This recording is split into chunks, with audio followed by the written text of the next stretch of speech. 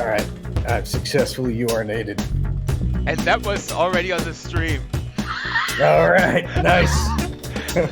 Well, everybody knows I didn't do that in Second Life. I did that in the meat world. You don't have toilets here? That sucks. I do. Yeah, we do. We got porta potties in the corner. You can go use them. There's if you open all the doors to the porta potty, there's a lot of Easter eggs in here. One of them has a generic alien making a doo doo. Awesome. Okay, I'm starting with some music, and then I'll introduce you in 4 minutes. Well, there's a naked dude. His name is Mr. Tweety. Who's it? And there's a tree going around. There was an entire house dancing in here earlier. Okay. Where the house went. I'm tagging you on Twitter.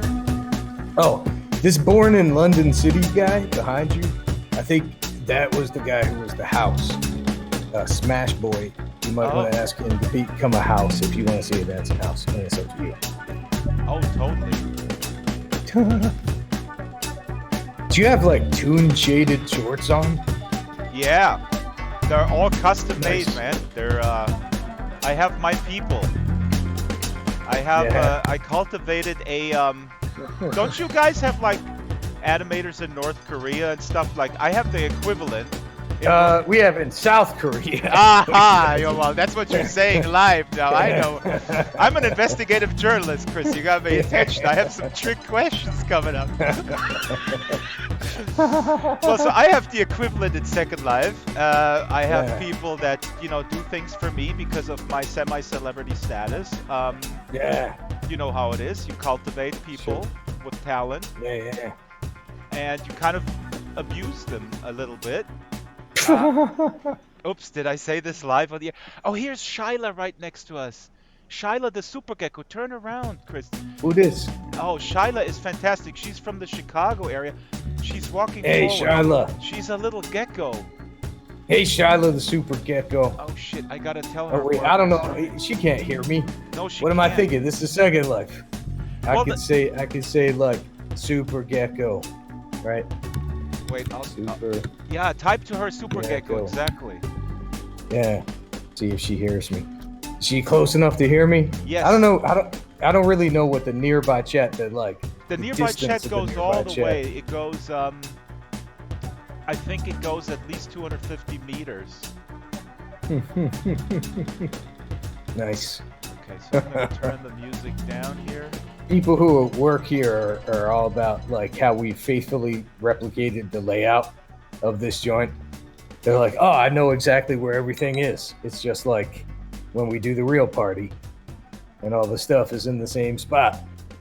That is really amazing. Okay, so let's let me just share this link with the. Oh, somebody's group breakdancing. I have some Bavarian thing. Some Bavarian dance where people get drunk and stuff. Okay, Nice. so let me just introduce you. Hi, this is Draxtor, and I'm streaming. Where am I streaming from? I'm streaming from the Titmouse annual Smash Party. Download that thing, so. And I hear a female voice in the background. That's Shannon. That you must want be to say Chris. hi? Chris has a female Hello. voice. Hello, I'm, hello. Where are we? Where are we at? We're live streaming. Woo! Oh, Yeah. look, there's a giant eagle. Yeah, Yeah. exactly. This is the coolest Shannon was in party here ever. earlier. Are you still in here somewhere? I'm somewhere in dancing there. around? Yeah. Should I come? Where are you? You're in there. Yeah. Come join us. Come here, yeah, visit join us, please. Okay. Yeah. Yeah. And you She's can carrying a little dog. and this eagle is a dude from Australia, and this is Arieto from Mexico. Arieto is here Nice. from Mexico, and but I want to introduce you, Chris. Hold on, just put the stream in here. So I'm here with Chris Prynoski. How do you pronounce your name, Chris? You got it right, man. Nobody gets it right. Well, do you have? But you can always Polish just call me accent? Chris P. Oh, Oh, sorry. Did I get too close you to just you? bumped into me. You must be drunk. Yeah. Is that true? Is that rumor true somehow? Well, I am drunk in real life. I've been drinking for the last 3 hours tequilas, so might have had 4 tequilas, No. and I'm working on the 5th one. So people really want to know this. When you get drunk in real life, are you also drunk in Second Life? Is that how it works? Yes, that is how it works, without a doubt. Awesome. Definitively. Because I think it's really, people really don't understand the nature of Second Life. I think everything that applies in real, and so we talked about this earlier. So you get drunk, and if you pee, you can also pee into your computer. No. Or what do you do when you have to pee in Second Life? What happens? Well, you want to come to the porta potties? Yeah, I think we should. Here, let's go. Let's go. Ready? All right. Oops, I keep bumping into you. I'm sorry, the camera is. I have this. That's all right. I have this old school Well, camera. I turned too much. My frame rate's not the greatest with all these people in this part. Oh, there's Shannon. Oh, Shannon, that's my hello. wife, Shannon. She's got our little dog. Although when her avatar was made, that dog was a puppy, and now that dog is like 35 pounds. So there she is dancing around. I'm gonna run to the porta potty in the meantime. Wait for me. Wait, and Shannon, come with us. Shannon can also come to the. I should tell people they can follow us. Type to her because she's not next to me anymore. Follow us. Here. We are getting a tour with Chris and live streaming. I'm gonna tell my posse to follow us. I'm not sure if it's mine. Yeah. Yeah. Okay, where are you? Here you go. Oh my God! So this is a replica of your studio lot in Hollywood, and you. Yes. This is exactly what it looks like. This is not. It's not augmented in any way. This is not augmented reality, folks. This is total replica stuff. That's how close we are to the Hollywood sign in real life. Oh my God. We really do. Hey, if you're not from the U.S. and you wonder, do we always drink out of these red Solo cups in every party? Yes, is the answer. That's the only kind of cup you can use at an American party is a red Solo cup, apparently. All right, so here. Do you have a deal with Solo or something? Okay, hold on.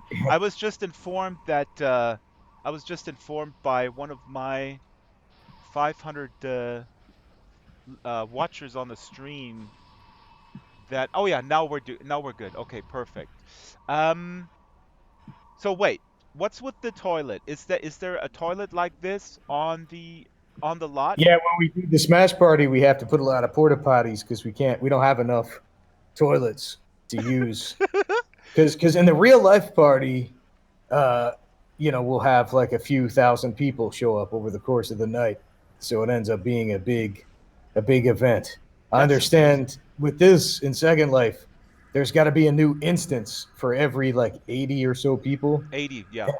And, I think there's at least, somebody told me they teleported here from instance 24. So there's at least 24 instances of this party. Dude, this is amazing. As of like an hour ago. So this is amazing.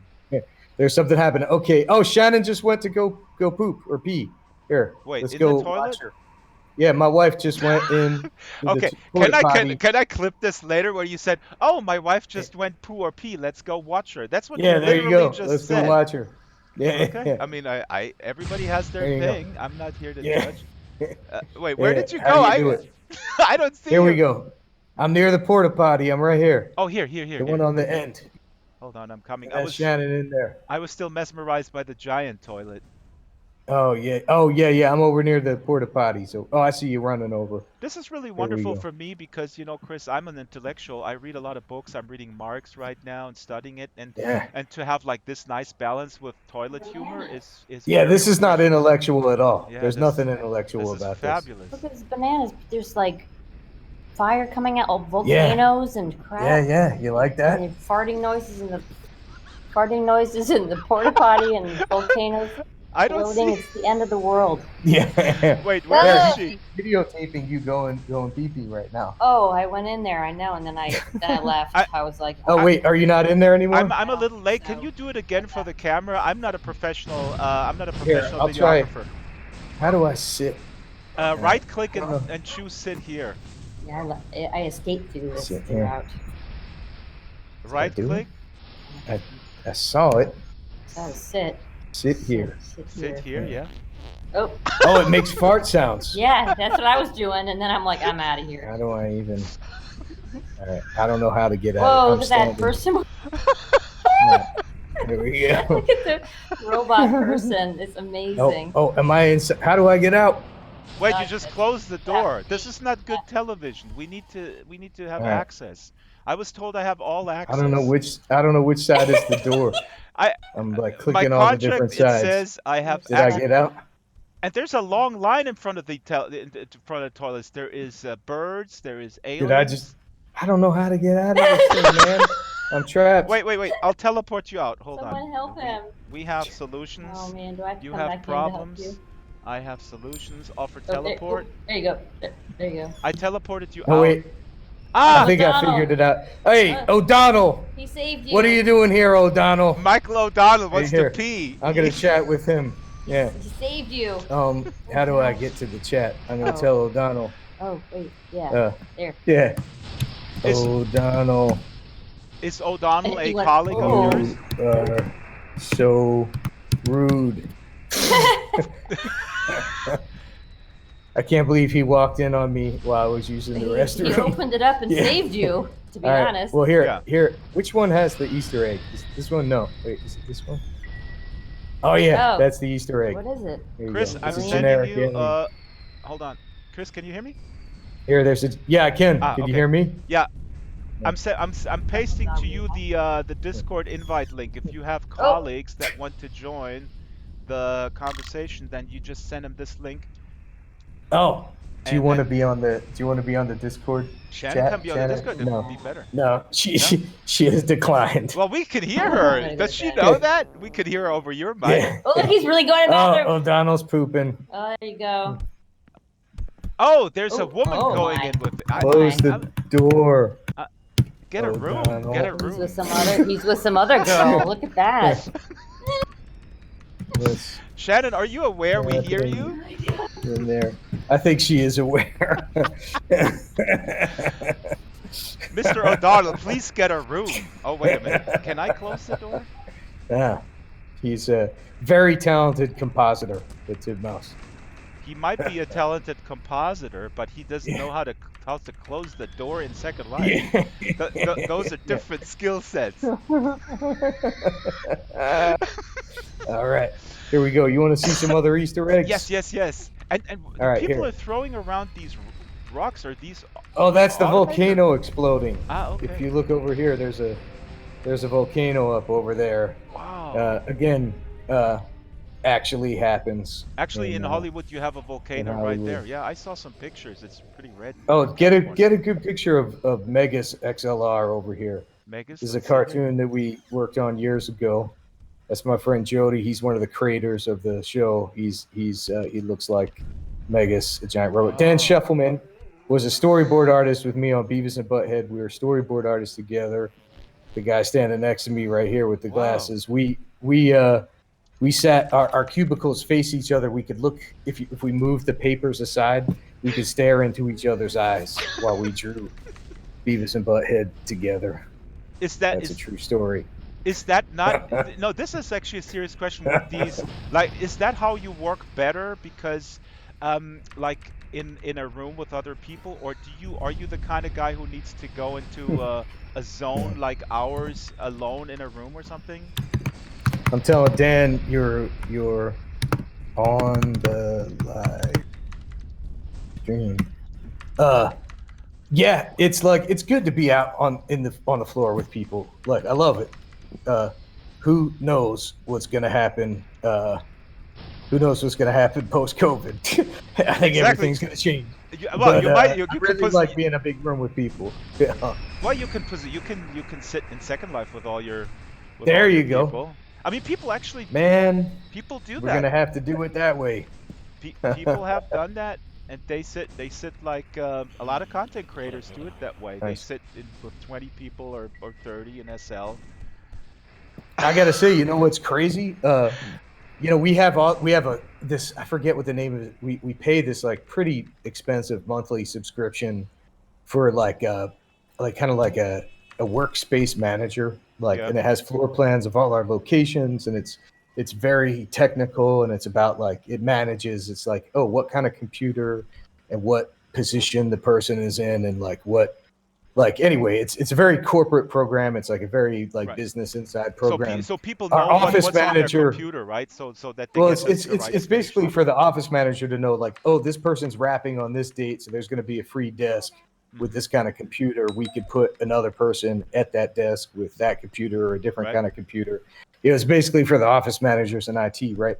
Our office manager in our Vancouver studio, she ended up using The Sims to do it. She was like, you know what, this is too confusing. I'm just going to build our office in The Sims and use that as the way I manage that's awesome. Our office. Yeah. No, that's the way to do it. And people do that in SL. I mean, this is like, the stuff is out there and you can do this. And I don't want to get on a tangent, and please tell me to shut up straight out if I get on this like diatribe how people in SL are misunderstood, but people, SL is in many ways within the gamer scene sometimes a sort of a punching bag, like, oh, Second Life is where my mom plays a 20-year-old, stuff like that. I go like, F you. There are people. I gotta say, our wonderful hosts at Second Life made me a much more handsome and beautiful avatar, but I decided to use this doofy one because it just looked dumber. Oh, somebody's screaming. Somebody's screaming. Hey, you want to go see an Easter egg? Okay, let's go see Easter eggs. All right, here we go. I'm going over here. And I want to tell Dan, he looks awesome. Dan looks like one of the. That's what he looks like in real life. He looks like an avatar from 2003. Yeah. All right, here we go. So this is a very faithful, like, recreation of our studio in many, many ways. And when here you can see, you're gonna see Death Clock the band playing, but you won't be able to hear them for music rights. Like I can hear them now in Second Life, but you guys won't be able to hear them on the stream. This is where you could get dancing. This is not the somebody's a blimp. But I was going to show you this secret area upstairs. Let's see how this works out. This is one of the Easter eggs. I'm gonna put some other. I have some music that might be fitting. I'll put something in the background a little bit. Hold on. Right. It's Death Clock, but they're not playing at home and streaming this into SL, right? No. We're just playing tracks off the album. We're not that fancy. Yeah. This is but Adult Swim graciously gave us permission to use it. So you come up here, right? This isn't really that empty in real life. We have offices, but we didn't build them. But what we did do was put a lonely animator working by himself while we're all partying. He's just there doing his job. While we're all having a great time. Hey, but look at him go. That is awesome. Oh, he's sitting there. But seriously, like going back to my earlier question, when you're on a really tough deadline, can you still be in an open floor type setting, or what do you guys do? Like, do you put on headphones to signal to the outside it's all world? about headphones. I mean, here's how it works, right? People always like, you think it's like, all right. You ever see The Simpsons? Yes. That show. I remember. All right, there's an episode where they go and visit like the Mad Magazine headquarters, and they're like really disappointed, and then it opens a secret door, and there's a bunch of crazy oddball antics going on that they don't see. But like, people often are disappointed when they come visit an animation studio because they think it's going to be wild and wacky. Right. But it basically looks exactly like this dude right here. There's a bunch of people with their headphones on, slowly drawing drawings on a computer screen and listening to podcasts or watching Netflix on their second screen. And like, they'll take they'll lift their headphone off sometimes, but really, I got to say, most of the communication between the teams while they're working is through a chat, is through like probably a Google chat or, whatever kind of chat. And we have like secret Facebook groups for the different locations and whatnot. So there's a lot of online communication, even with the people who are working directly next to you. And then when we have a meeting and stuff, it's good to, you can bust out the Post-its and do some live drawings and everybody jams and stuff. But I got to say, with the COVID, it's been easier to like figure out that stuff, like this stuff that we're like, man, it would be impossible to do this without being in the same room. Now we could do it in the same room. It's crazy. All right. You want a little tour? This is super interesting because with the headphones, this is something working from home. I mean, I got so used to being alone and working with a global team in SL, and we have I don't know if you have kids, but we have a 17-year-old. I do. See, okay, then we're on the same language. The one challenge being at home is my wife works in the living room, and the 17-year-old wakes up it's crazy. very late, and then he walks in, and then we say, hey, you gotta, I don't know. you gotta be. There's a chalk outline of a dead person here. They added that as an Easter egg. Is that the office manager? Yes, yeah. You can see, actually, this is a pretty good place to get an overview of the studio. I'm zooming back here. You can see the Smash cage over here on the right. The Hollywood sign. You can see the food trucks. If you're in LA and you come here, you can click on the food trucks. It'll bring you to a menu.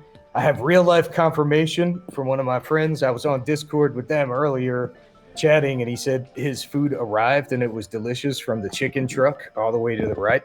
That's anyone who wants to click on one of these trucks, it'll bring it to their website. They can order actual food to deliver to your house in LA. Sorry, that's only an LA feature. But yeah, here, we'll go over here. I'm going to jump off the roof, see if that hurts me. Woo! Bam! Over here in this alleyway. This is pretty accurate to how this alleyway works. You can look in these little windows. I jumped off the roof. Me too. I'm over in this alleyway here. Alleyway. Oh, I can't fly, or else I'd show you. Wait, I'll request another teleport. We're such noobs. I'm playing a noob for this one. I don't know where anything is. Yes, here we go. But you know what's great? Anybody who works at the studio actually knows where everything is because it's so accurate to our layout of the studio. It's crazy. All right, here. So follow me. Oh, there's little Easter eggs in some of these windows too. You can look in and see different characters from different things. I think that's Clancy from Midnight Gospel in there. There's I think the Hormone Monsters in some of them. I don't know what this guy is. I don't understand what's happening there, but it's pretty cool. I'm following. I saw an interview with you on YouTube just yesterday, where a guy asks you about the transition from being a freelancer to starting a studio. That was really interesting. There's the Hormone Monster and some kind of weird alien right there. I don't know if that works for you. I don't know if Chris can hear me or if he ignores me like my. I hear you. I hear you. It's like I'm used to people ignore me. Look, tuning me it's out. a Hollywood deal maker. Oh, a Hollywood deal maker! Look at this. Look at this Hollywood deal maker right here. A Hollywood deal maker. What kind of deal can you? Can I tell a quick anecdote, Chris? Because when I was in LA in '95, I started working at the radio station in 97 or so, but there was an opening at Hans Zimmer's studio in Santa Monica for an internship, okay? And I went there, and I was doing recording at the time. I had already released albums in Germany with major labels, and so I sent them an application. They say, come on in for an interview, and the office manager at the studio, the Hans Zimmer studio, said like, you're pretty good like with music and you can record stuff. Do you have any aspirations becoming scoring movies? And then I said in my German accent at the time, I said, no, I think in Hollywood it's just 3 people scoring all the movies, and unless you kill one of them, you will not get the job. And then the office manager said, okay, we'll be in touch. I never heard from him again. But I was not arrested for attempted murder of Hans Zimmer. Okay, so that's my answer. All right, well, that's good. All right, I'm going to show you our Bigfoot bar. Come over here. Wait, Squeaky Mole is following us. Is Hollywood Dealmaker, is that a colleague of yours, or is that just a random I don't know. You can know. There. Here's a guy, the real Striegel. Yeah, so this is this Bigfoot is actually here. That's a real sculpture that actually looks like that. Whoa. I'm not full of shit on this one. That's an actual icon, a landmark of our studio. This area is our kind of hangout area. It's a little bit more sparse, but kind of. Oh, you can see. Here's the spirit of John Schnipp. This is a good friend of mine, really good friend of mine, who passed away 2 years ago. He's a director on Metalocalypse and Venture Brothers and many other projects we did. This is his spirit, like a Jedi spirit, hanging out at the Smash Party right here. That is cool. Yeah, he's a good dude. He's on the astral plane in many ways. Actually, I'm gonna text Holly Payne, who was his fiance. I'm in the Bigfoot bar with. He's drinking a lot, John does.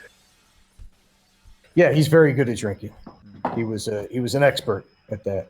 Yeah. He keeps doing it in the astral plane. Yeah, he is. Oh, and then here's the handsome. You can see the handsome avatar that they made for me. Mm-hmm. Here's a cutout of it. Because I guess, frame rates go down if you have a lot of bartenders. So they made my cutout. So that was like, I was like, I'm a little bit too. Here I got a big fat ass, which I think is funny. That's closer to real life than my avatar. This guy's a little bit more jacked than I am in real life. Wow, yeah. I mean, this is exactly how I imagine animators to sit on their butts all day long. Yeah. Who haven't seen a gym in 10 years. Exactly. I'm stuck behind the bar now. Be honest, your colleagues, were there some people when you said, like, let's do this in Second Life, was there a colleague said, oh, what, Second Life? No way. What a, that sucks or that's lame or whatever? No, I don't think anybody thought it was lame. I think most people thought it was hilarious, right? It's like, because it's a weird thing, like, I don't know how old you are, right? But I think people in their 30s or something are probably the target for Second Life. 30s, maybe 40s. If you're younger than that, you were too young for Second Life, probably. Yeah. Maybe 50 and older, unless you were really hip, is too old. So there's this weird, like, pocket of people who were in the know. That is actually, that's a really good analysis. Yeah. I just turned 50, and I think about this all the time. Go. I meet young people that were exactly like you said. They were, they were in college or whatever, or they just did not sort of like, they were not part of the big hype in the beginning, and then so maybe it's a little older. I'm 48, so I'm right up there with you. So I knew about it. What was 2007? Was that like around when it was hopping? That was the big hype. Yeah, right. Yeah. So I was on it then, and I've lost that account. I don't know where that is. This is a new one. What's really interesting, I'm doing a project now with people who are in their early 20s, so they're totally rediscovering SL. Well, I think with this pandemic, it's amazing, right? Yep. And some people come from The Sims or IMVU and other places, and they go like, "Whoa, there's so much." I'm gonna run over to the Smash Cage. Have you been to the Smash Cage yet? Let's go. No, we go everywhere. This is the main event. Right. And I'm obligated by Linden Lab, who is I'm a contractor, to say every 15 minutes that Second Life is awesome, and it's much better than IMVU. No, I don't even know what that other thing is. Oh, good. You don't need to know. Second Life forever. Second Life forever, man. Oh wait, let's put a little bit background music here. I gotta say, when I first got on the Second Life, right, I was playing a little bit too much. In 2007. Wait, in 2007? Ah. Yeah, and my wife, who you just heard on there and saw her avatar dancing around, she's like, "What are you doing every night? What are you doing in the corner on your laptop like every night?" I'm like, "Oh, I'm just like, I'm in Second Life." And she's like, "Second Life? What about First Life?" And then I eased off it a little bit. Oh my God! This is. I need to interview her. I want to have like. For my next feature documentary, I need some people that were sucked into Second Life and forgot all about their first. Oh, cool! I go in and so they here's already the gives smash me a hammer. cage. Yeah. There you go. You get one automatically. You get a randomly assigned weapon, so now you can. Well, there's a lot of people in here, so you got to wait for something to spawn for you to be able to smash it. I already smashed this TV here. Oh, great. Nice. Hey, it's Batman. Oh, and here's Dan with his classic avatar. I mean, to, put a, be like, I don't know, forgiving. No, I mean, the 2003 avatars, they're definitely coming back, I think. Yeah. They're hip again. Nice. So was that when Second Life started, 2003? Yes, yeah. It's Yeah, I think I got on probably in late 2005, early 2006 maybe. Wow, you were really early because the biggest thing started late 2006, I believe, because there was Business Week had a cover story because of the first millionaire in SL, which was a woman by the name of Angie Chung, and she bought and rented land, so she was a big sort of land baron. Oh, interesting. She still is, I got actually on because of a friend of mine. She's an animator who worked at the studio, Ariel, who was here tonight. Oh, we gotta get her. I don't know if she wants her avatar to be her Second Life name to be known on this. But anyway, she's the one who's like, you gotta go on Second Life. And she was organizing a musical, and she needed people. She's like, if you come on, we'll rehearse, and I'll give you an avatar that could be your body, and we'll do a little thing. So I went on there, and it was really weird. At the time, the avatar that I picked was a fireman. Does that sound familiar? Yes. There was like a fireman, and I took off all his fireman stuff, and I was just holding an axe because I didn't know how to let it go, and I was walking around as a regular guy with an axe. I wasn't like a handsome club person, and I wasn't a furry. Yeah. And people were frightened of me. They were like, whoa, don't get near me, dude. Please don't attack me. And I'm like, I'm not trying to do anything. I just don't know how to put down this axe. And I remember I walked into somebody's house, and they're like, hey, you can't just walk into somebody's house. I was like, oh, I'm sorry, I'm new. And I'm new seems to be the magic word that people are like, oh, everything is forgiven. See, so this is hey, what I want to see my collection of gigantic polygons? And I was like, yeah, man, do you have a dodecahedron? And he was like, of course. And then I went up to his dodecahedron, and he was like, touch it. And I touched his dodecahedron and started like undulating and doing weird shit. And then I was like, all right, I'm going to go do some other shit. So I walked around, and I ran into somebody, and I was like, hey, is there anything like what do you do around here? And like, well, what do you want to do? I'm like, I don't know. Is there like a game aspect to it? Can you like go and shoot people? And they're like, oh, you want to go to Carnage Island. That's where you want to go. Wait, there was a Carnage Island. Oh, what's that? And they're like, I'll teleport you to Carnage Island, right? So I went to Carnage Island, and I'm just this regular looking guy with an axe. And it was like out of some kind of weird like comedy movie where I'm walking in with an axe, and there's all these people running with gigantic guns and military gear the other way. And they're like, what are you, crazy? You're going out there only with an axe? Here, take this. And they gave me some giant gun, and they're like, come on. And we all ran out to Carnage Island, and we're shooting guns. I didn't know how to do it. I was running into walls like your normal noob type person in any kind of like gaming situation. So I ran around a little bit on Carnage Island, and then I was like, oh, I could fly. So I started flying around, and then I heard someone asking for help, right? They're like, help me. So I go to like help the person, and I get teleported into this weird like sex dungeon room. And then I was like, I can. It was a woman like tied up, and I'm like, I can like if you need to escape, I can cut your bonds with this axe. And she was like, no, don't kill me. And I was like, what am I? I jumped up on the bed, and there were all these like prompts for different like sexual acts. Yeah. And I was like, hey, I'm just gonna like I don't know what to do. And she was like, you're boring, and like teleported away. And then I was stuck in the sex dungeon by myself. Wait, wait, hold on. She teleported away. This is amazing. Yeah, because I wasn't touching any of the buttons. Yeah. You go into a sex dungeon, and then the lady there is basically inviting you, as I gather from the story, to maybe possibly interact with her in a certain way, and then she leaves because you're too boring. That is awesome. Yeah, exactly. And then my friend teleported me away, and that was some of my early Second Life experience right there. That was probably back in early 2006, somewhere around that time. So this was Carnage. I never heard of Carnage Island. That's amazing.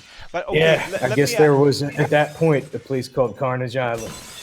So you were and then you came back and you roamed around to the extent that your wife said at some point, you know, maybe you're spending a little bit.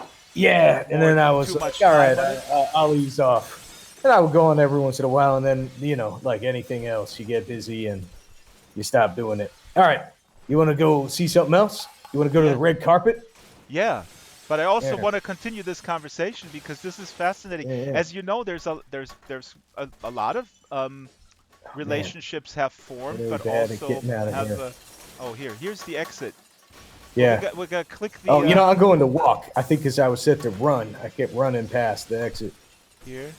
Oops. I can't even get out. Yeah, and you're a Second Life celebrity. I don't feel so bad now. No, you can share with me. I'm the Dr. Phil of Second Life in many ways. I mean, we can really talk about, you know, your innermost Second Life. Was there, because I mean, you know, I do a show, a series where people meet in Second Life, actually get married, and sort of to put a balance on all the, you know, the mainstream media likes to. Oh, here's Patch. Oh, Patch. Yeah, I heard of this guy. Look at this guy. Yeah. I heard of him. Hello, Patch. You're on camera. Oh, he can't hear us. Thanks, Patch. Maybe Patch should come in the Discord. Let's see if he's available. Yeah.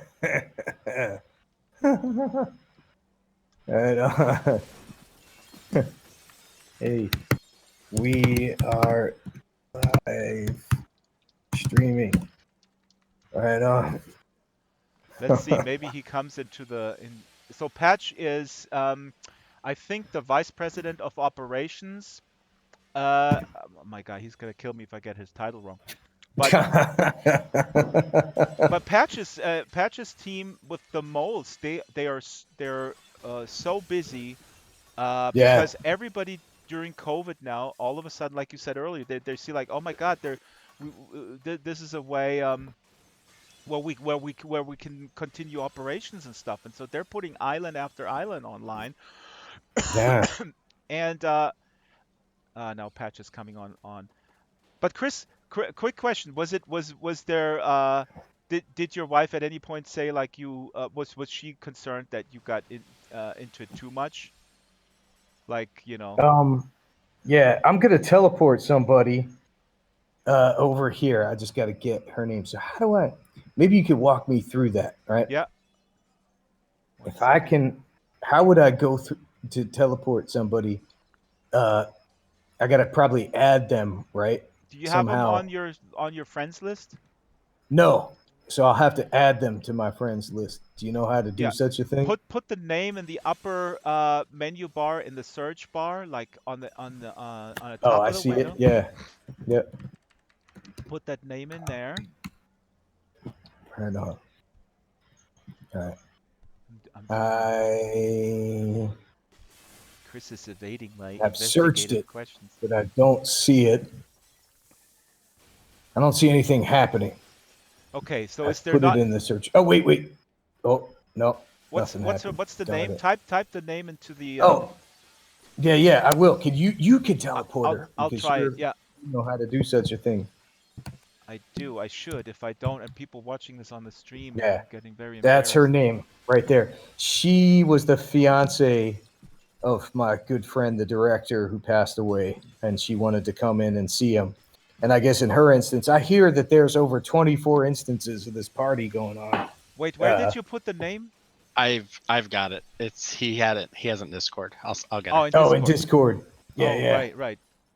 Oh, hello, Patch. Here's Patch with us on the stream. Patch, can you correct us?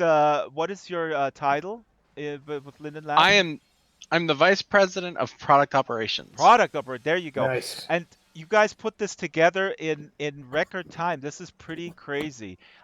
Yeah. Thank you so much, Patch. This thing is amazing. This is I can't believe it. It exceeded all expectations. Yes, we had a tremendous time building it. Lots of fun, and yeah, we're super proud that it came out the way it did. Right on. And I understand this is going to live on Second Life beyond this night of the party, right? Yeah, absolutely. We'll keep it around as long as you'd like us to. Yeah, man, I'm down. God damn it! Now crazy. Patch is coming into my stream while I was almost getting there for Chris to admit that his wife wanted to divorce him because of Second Life back in the day. But Patch to the rescue! Hey, what happens if I just order with the? You think these they're afraid if somebody just orders stuff here in Second Life, like the food trucks, and then gets delivered somewhere? And I don't know. I've actually seen people using it and ordering food. A friend of mine reported a successful transmission. Like he ordered from the chicken truck, and I was with him on Discord earlier, and he showed me. He was like, "Look at this delicious chicken that I have now." I'm gonna see crazy. if they ordered to if they delivered to Germany. I'm gonna ask them. Patch did this. Yeah, they probably don't deliver to Germany, I'm guessing. Patch, how many instances are up for this? Like, I mean, what's the capacity that you have? Like, how many are live right now? And do you still have capacity? Yeah, we do still have some capacity. We have 20 instances up and running. So 10 VIP instances, 10 general public access instances. So yeah, we've still got some space to spare, and things are running really smoothly. What do you mean public access? Is there like a VIP room or something? Yeah, we had 2 different invite lists that we worked on setting up. And nice. That reminds me when I was once at the Sundance Film Festival and I was not invited into the VR after party. Thank you, Pat. I mean that was not your fault, but where oh shit. Yeah, one is largely Titmouse employees and clients and talent, and one is a general public that anyone can come to. Those are the two. Along with the Lightbox folks, right? The Lightbox folks. Yep. Yes, exactly. There's a convention. There's an art convention this weekend called Lightbox, and the Lightbox folks. All right. So, did either of you guys get the name that I sent you? So I did. I did get it, Holly Payne, but I'm not finding her by that name. Okay. They aren't finding you. Yeah. Ask her if she can just double check and make sure that is her actual Second Life account name. Double check it. We're getting. Are there like spaces or anything? Are they part Maybe of not. Yeah. There's a house walking over there. A house sideways. 2 houses. Yeah, I saw that house with earlier. a jellyfish. I'm following it with the camera. This is quite insane, Patch. Are you not concerned that if the more sort of sober-minded potential clients of Second Life watch this, that they feel this may not be the right place to, let's say, run a college course for our community college? I mean, I don't think I have any concern. You know, parties happen, right? And parties happen certainly in the college atmosphere, and I would hope that this is probably a bit tamer than what I think happens in the real life. Patch, this was the best softball question I ever asked, and this is the best answer I've ever gotten. We're surrounded here. We're at the Titmouse Smash Party, and I actually watched a video. Oh, I have to ask Chris a critical question, because I watched a video of the real life party in 2015, and while I find the concept really cool and really fun to get that aggression out. As a matter of fact, in 5th grade, I painted once a picture of my dream house when the art teacher said, paint a picture of your dream house. And I painted a picture of a room where I could just smash it with a baseball bat. So this is definitely cool. Yeah, but look, I'm also an environmentalist. And what is all this stuff there? I mean, you know, you're gratuitously destroying things. Yeah, it's 2 things. Stuff that smashes good and stuff that people hate. So those are things like, you know, we've been doing this for almost 20 years now. And I know it's the 13th party, but we don't do it every year. We're kind of do it every year and a half or so. And so, like, you know, CRT TVs and monitors have always smashed good. They're harder to get now. You used to be able to just get them for free. Now, like, they're vintage You know, Oh, it's I harder see. to So get you them. guys are Yeah. buying outdated Sometimes. tech and stuff Yeah. that doesn't necessarily work, and then And then there you was a smash certain it. couple of years where people were smashing like Jar Jar Binkses and stuff or whatever, any things that they didn't enjoy, you know. So all right, so let's see. I'm gonna ask this. Okay, Chris is getting his The friend in, and I'm gonna read the chat here. Gaze how it says, I saw Death Clock in your screenshot. I was like, oh, F word. I gotta exact. check this out. Yeah, but Death Clock is They, they're streaming from tape, I guess, and we can't stream them because that would YouTube would shut us down. Yeah, you can't stream the Yeah. audio. I mean, you could show them probably, Oh yeah, we should but show them, and YouTube then will get mad. YouTube will get mad at you probably. I have an Yeah. idea. I have a ukulele. I could just sort of dub them. All right. Oh, nice. She says that's the exact spelling. What is up with this house? Hmm. What is up Let me with s- this house? Patch, you did the well, I'm gonna type in your name, Holly Payne, secondlife.com/. All right, so we're in Smash Party 2, right? I It looks like I at the found top. Holly Payne. I found her on the. Oh, you did. You found her. Yeah, hold Did you on. teleport her? Yep. I Okay. found her on the mysecondlife.com on the web, and now I'm teleporting her. She accepted my friendship offer, and she can also come into the, if you want, she can come into the Discord so we can chat and stuff. Yeah. there she is. Holly Payne. Holly Payne is in my Oh, here's Marianne McCann. Oh, is Holly appearing next to us? Is that what this is? Let's see. I'm looking. Oh, I see her. Here she is. She's right in front of us. Here she Right is. on. Chris, share with her the Discord invite, then if she likes, she Yeah, can come on the thing. I'm gonna ask her. Do you have Discord? And I'm gonna ask also Dan Shefelman. Live stream. Where's the invite? Let's Want see. to join? All right, there she is. Let me see now. Let me access this chat. Nearby. We are so overwhelmed by this, Chris. I mean, we're just. I mean, I know Chris is drunk, but I have no excuse. I'm not even drunk. Yeah. And I should know. I'm gonna cut and paste to Dan Shefelman, who has the most amazing avatar. Yeah. Did he request this patch, Dan Shefelman? This avatar. This is a 2003 vintage, I think. Maybe. I think you could look at old, like you can dig in and look at the old ones, right? I think. Patch, can you confirm? Do people have that in their inventory? I think. Yeah, we can. Oh, is Dan in here now? But Dan's standing right next to me. And we did not assist with Dan's account, but maybe he did it all himself. I think he did that himself. Was a storyboard artist with me on Beavis and Butthead back in the olden days. We sat right across from each other and we'd look into each other's eyes as we drew pictures. We could look up and like see each other and then look back down. That's where we draw. That's where we used to draw on pieces of paper. Okay, hold on. This is what I want to talk about.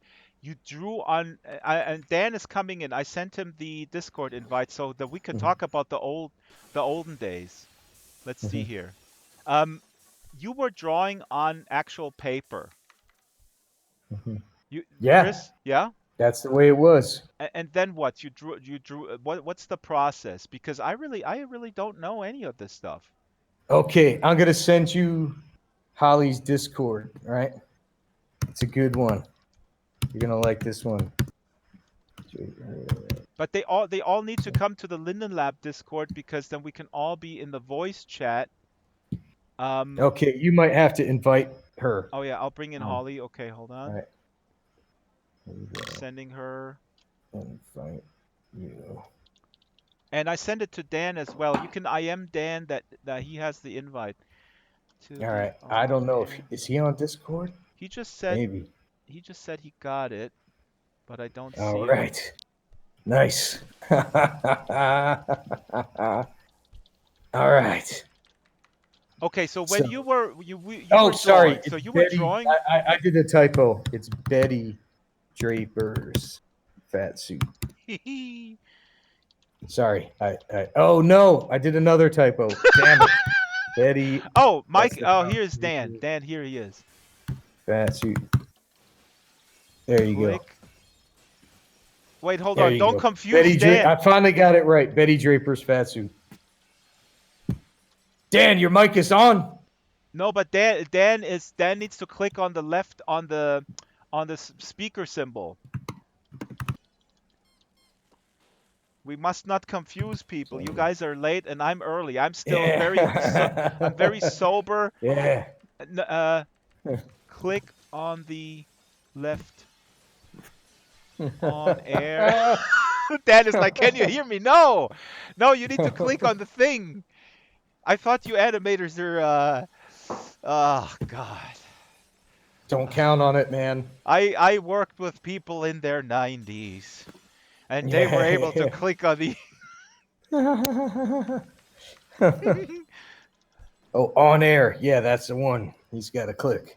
Right on. How many? All right, is somebody inviting Holly in the meantime? Yeah, I did. I sent her right, the. great. Okay. This is the Discord for the on air. How many people? When you the Beavis and Butthead movie, was that still done on paper? Yeah, entirely. Actually, Wow. well, yeah. Even it was even painted on cells and shot that way. Except for that was my very first directing job. They let me direct a sequence in the middle of that movie where they trip out on peyote. Yep. And that was done. We did a digital ink and paint for that. It was all animated on paper, but then scanned in and digitally inked and painted and composited. How? Right. Should I tell her you should have an invite? Yeah. Tell Holly she has an invite. Okay. Click. Oh, the Dan doesn't have the role on the server. Oh, that's it. Oh, he needs to have the role. Patch, can you give Dan the role?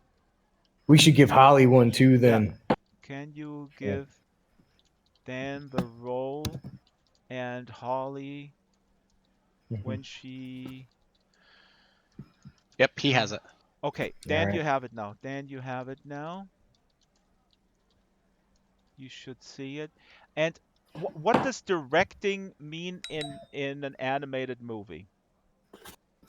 Oh, well, it's like a slow motion version of the regular directing. Like instead of being on a set and directing actors in real time, you're talking to artists, you're talking to storyboard artists, you're talking to voice actors, and you're like, make that move of that arm slower, or make that shot wider, or let's do a big old camera move on this. It's a lot of the same kind of jobs, but it happens a lot slower.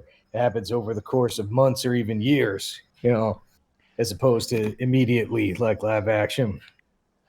And what's the relationship? I mean, is there a equivalent of dailies that you have to give to your higher ups, to the financial people? I mean, we actually do dailies. The animators.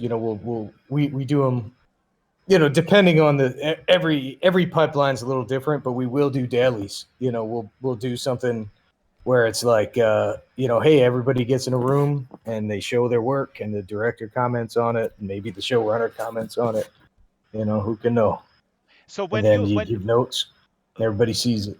You get the notes, and then because since the process is slower of directing, then is the process of implementing those notes is also slower.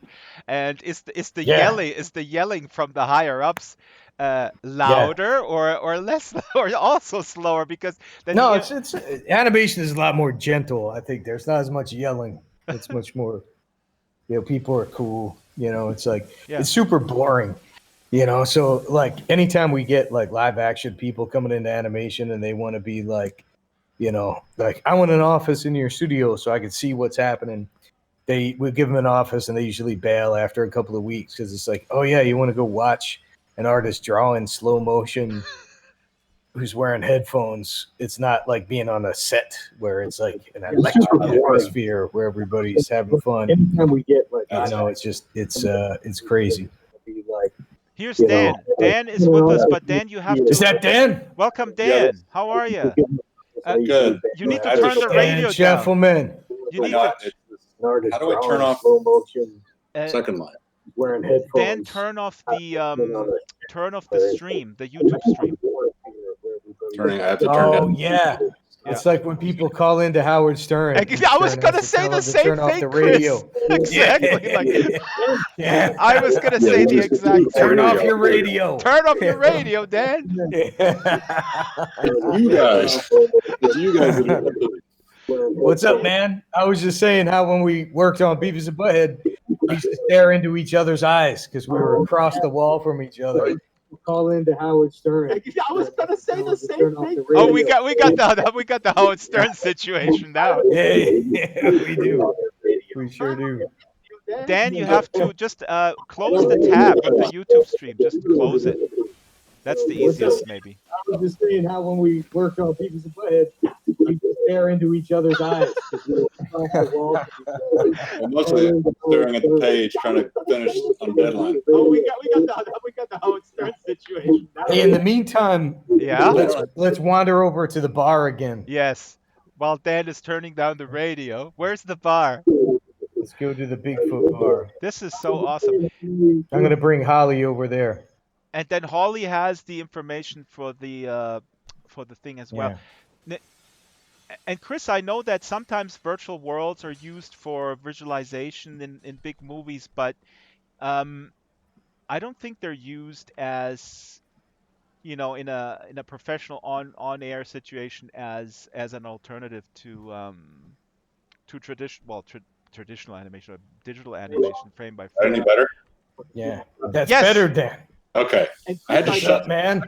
off, not my radio. Oh, you had to shut Second Life off? I don't think they're used as. I had to mute Second Life. It's been really noisy. Ah, gotcha. I could dig it. Yes. I don't. It's so confusing. So many buttons to press on these computer things. Yeah. These computers got so many buttons. How you doing, man? All right, man. I can't. It's so funny. You guys are dancing in New York. I mean, I think you're in New York. Yeah. Yeah. You guys are only used to a piece of paper and a pencil. Yeah, that was our old-fashioned way. Wait, where did you go, Chris? And Dan, we still have feedback. We still have some. I'm over at the Bigfoot bar where we were before. I mean, I think you're in New York. Yeah. You guys are only used to a piece Where of is that paper feedback coming in? I'm trying to find headphones. Yeah, that was our old-fashioned way. Oh, that's coming through Dan's speakers. Is probably. Yeah. Dan, we still have feedback. I know. I'm trying to figure it out. Hold on. At the Bigfoot bar. All right. I'm going to mute myself for a minute Yeah. until I figure it out. Hold on, Chris. Where are you? I'm here over near the bar. Yeah, that was our old. Where was the bar? I'm already confused. If you go to like where the Bigfoot is. Oh wait, I have not been to the red carpet. I want to go to the red carpet. There is photographers. Oh, okay. We're back over near the bar area. And we still have a lot of feedback coming through. That's okay. This is as improvised as a unicorn that pees out of the unicorn. And Michael O'Donnell is here. Yeah, O'Donnell, the guy who he bursts in on me while I'm on the toilet, and then he leaves the door open while he's going to the bathroom. Is he a VIP? Is he a well-known person? He's a really, really talented compositor. Oh, right, you mentioned that. I'm going to invite him as well to the Discord if he has anything to say. I don't know. Do compositors? I mean, what's the pecking order, Chris, in the animation industry? I don't know. Everybody has their different jobs, Yeah, but somebody can. There's only above and below. I mean, is he Look, if I'm a well, it's the composer, part of the process, right? Like, what's the difference between a cameraman and an editor, right? well, I tell What's you, the there's a pecking difference order? between I'm a musician, Chris, and there's a difference Yeah. between a drummer and a bass player, and you know Yeah. it. So I'm asking, Yeah, what's yeah. the composer? Yeah, yeah. I can say, he's probably the drummer. Okay, I'm following Michael O'Donnell. Okay, so where is the bar again? Oh my God, why am I so disoriented? It's ridiculous. Oh, there's Vera. Vera? Yeah. The actual Fifi Poubelle her name is Vera. She's also a compositor. Oh, we need to get some compositors in here into the chat. Can you teleport me? Let's try this. If you you right click on my name or might want to mark that link as invalid because that invite you put in check can't type to anyone. Felix. Oh, okay. Oh, there's different animations we could do. Oh, Dan says he put on headphones. Does that work? Nice.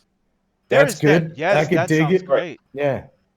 All right. Yeah. If you want me to teleport you, Howard would have kicked me off. Drax, I could do that.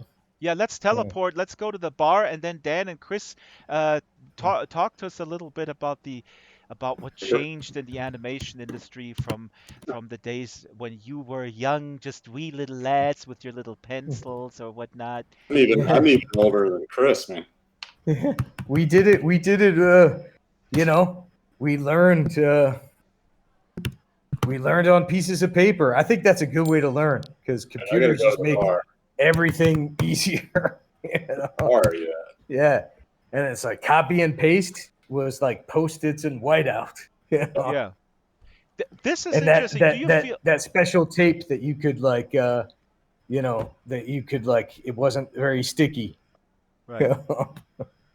Do you feel do you feel today that you have, like, when you work with younger people, I mean, this is something that made it harder for you, but also it made it, I don't know, it made you guys a little bit more resilient against, or I guess you had to have more patience when you corrected errors and such, and in the copy and paste and undo era. Do you feel like, okay, I'm 50, I told you. Oh, here you are. So I'm gonna play like the old guy, like, oh, the millennials, they don't have any patience because of the cut and paste. Is that true? Like in your business? Yeah. I mean, we did have a lot of patience because we had to, The Holly's asking what now? Holly needs to come into the thing. So accept the Discord invite. And Dan is not here. We need to get Dan here too. If you I'm here, but I'm hearing like 12 different people talking. But Dan, we're at the bar. I'm going to teleport you. I don't know where the bar is. Yeah. Oh, we're back here. So teleport me. I don't know where the bar is. Yeah. Is Dan on your friends list, Chris? He is not. I am new to Second Life. I mean, I'm old to Second Life, but I'm new also to this account of Second Life. On 2 lists. Like I was into it in like 2006. And Dan has refused my friend request, which I don't take personally. I mean, I'm Wait, just where'd you request a friend? I'm brand new to this shit. All right, so Holly's looking for the Discord invite. She says, "Look, Dad, I stream." I'm camming. So Drax, how do you shoot this? I'm at the Smash cage. I don't know. Smash cage, yeah. So can you see a Bigfoot in the distance? 1 second. I'm camming onto the Smash cage to find Dan to befriend him and teleport him over. Here he is. Hearing my voice echoed like 20 seconons later. Yeah. So weird. So Dan, you get in your right window, you get a little add friend request. Second Life. Oh, okay. On Second Life? Yep. All right. My right window. And then notifications, no. Invitation. I got 0 invitations. I'm sending it, and I also a teleport offer. It's on the lower right. You get a little window pop up. That's it. Or on the upper right? Upper right, I have. Wait, let's send another. I'm gonna send you a IM. Hello. And I'm Chris, hearing myself on a delay. Huh? It's really weird. I'm here. Chris, you were asking if I see a Bigfoot. Yeah. Oh well, now I've teleported you. So it Now you doesn't said matter. hello. I saw that. Yeah, we're near the Bigfoot. If you see one, not the one walking around in the street is a giant. They're like 16 foot tall one. Okay. The front of the front entrance. It's near. It's kind of. I don't know how to describe it, man. Wait, I'll try to. Okay, so I'm zooming out. It's let's see, from the Hollywood sign. Let's look at the Hollywood sign. Yeah, I'm running. I'm at the front entrance now. It's at the very opposite of the Hollywood sign. It's by the. It's on the opposite side. 20 seconds later, I'm hearing the same thing. What the hell's going on? Okay, if folks just tuning in, here are people who are. This is me walking home from a party when I was 16 and didn't know where east, west, north, and south was. But now we are older and we're wiser, and now we're doing the same thing in Second Life, and that's what Second Life. All right. Okay. I won't be driving a car tonight, so I can get as drunk as I want. It's literally a Second Life for us. Yeah. Yeah, I'm 48, so I'm in the same generation, man. I know what's going on. Do I have to turn off the stream? I don't know. No, just take the teleport and join us, and then we can continue talking. This is great. I'm here. I had my YouTube on at the same time, so I was hearing like. Oh, I see what's doing. 10 seconds later. I can dig it. Is this better? Mm-hmm. Nice. Sitting at a table. All right, I get you. Oh, This is harder than my first life. Dan. Oh, there you are. I see you. There he comes. So you can sit. You can sit at the table with us. Crazy. Sit at the table. There is there's also a skull throwing around a bed. Yeah, that's crazy. Did he just like happens now? Himself and there's a gigantic eagle, and this guy's not even American, so that's great. I mean, we have patriotism outside of America. That's always good to know. I know that Shadow is from Australia, the eagle. Okay, Dan, what do you think of all this Second Life business? Be honest. Do you think it's silly, a waste of time? Oh no, my son is making fun of me, but that's okay. kind of cool. Okay. I'm really into 3D. I've just really got diving into 3D now, so it's been kind of fun to see what you can do with it. So you're firmly 2D, and there is no. I mean, this is No. Because I worked at Blue Sky. I worked on Ice Age and all those movies. Mm-hmm. So I've been in it for a while. Is there a difference? I'll do anything for a paycheck, so I'll do 2D, 3D. I'm not proud. But what do you prefer? Do you prefer? I mean, come on, let's judge here. No, I don't. And I've done like a Flash animation. I've done like this on paper. I've done. I've done a lot of 3D now. Mm-hmm. I don't have a preference. It sort of depends on what the subject matter is.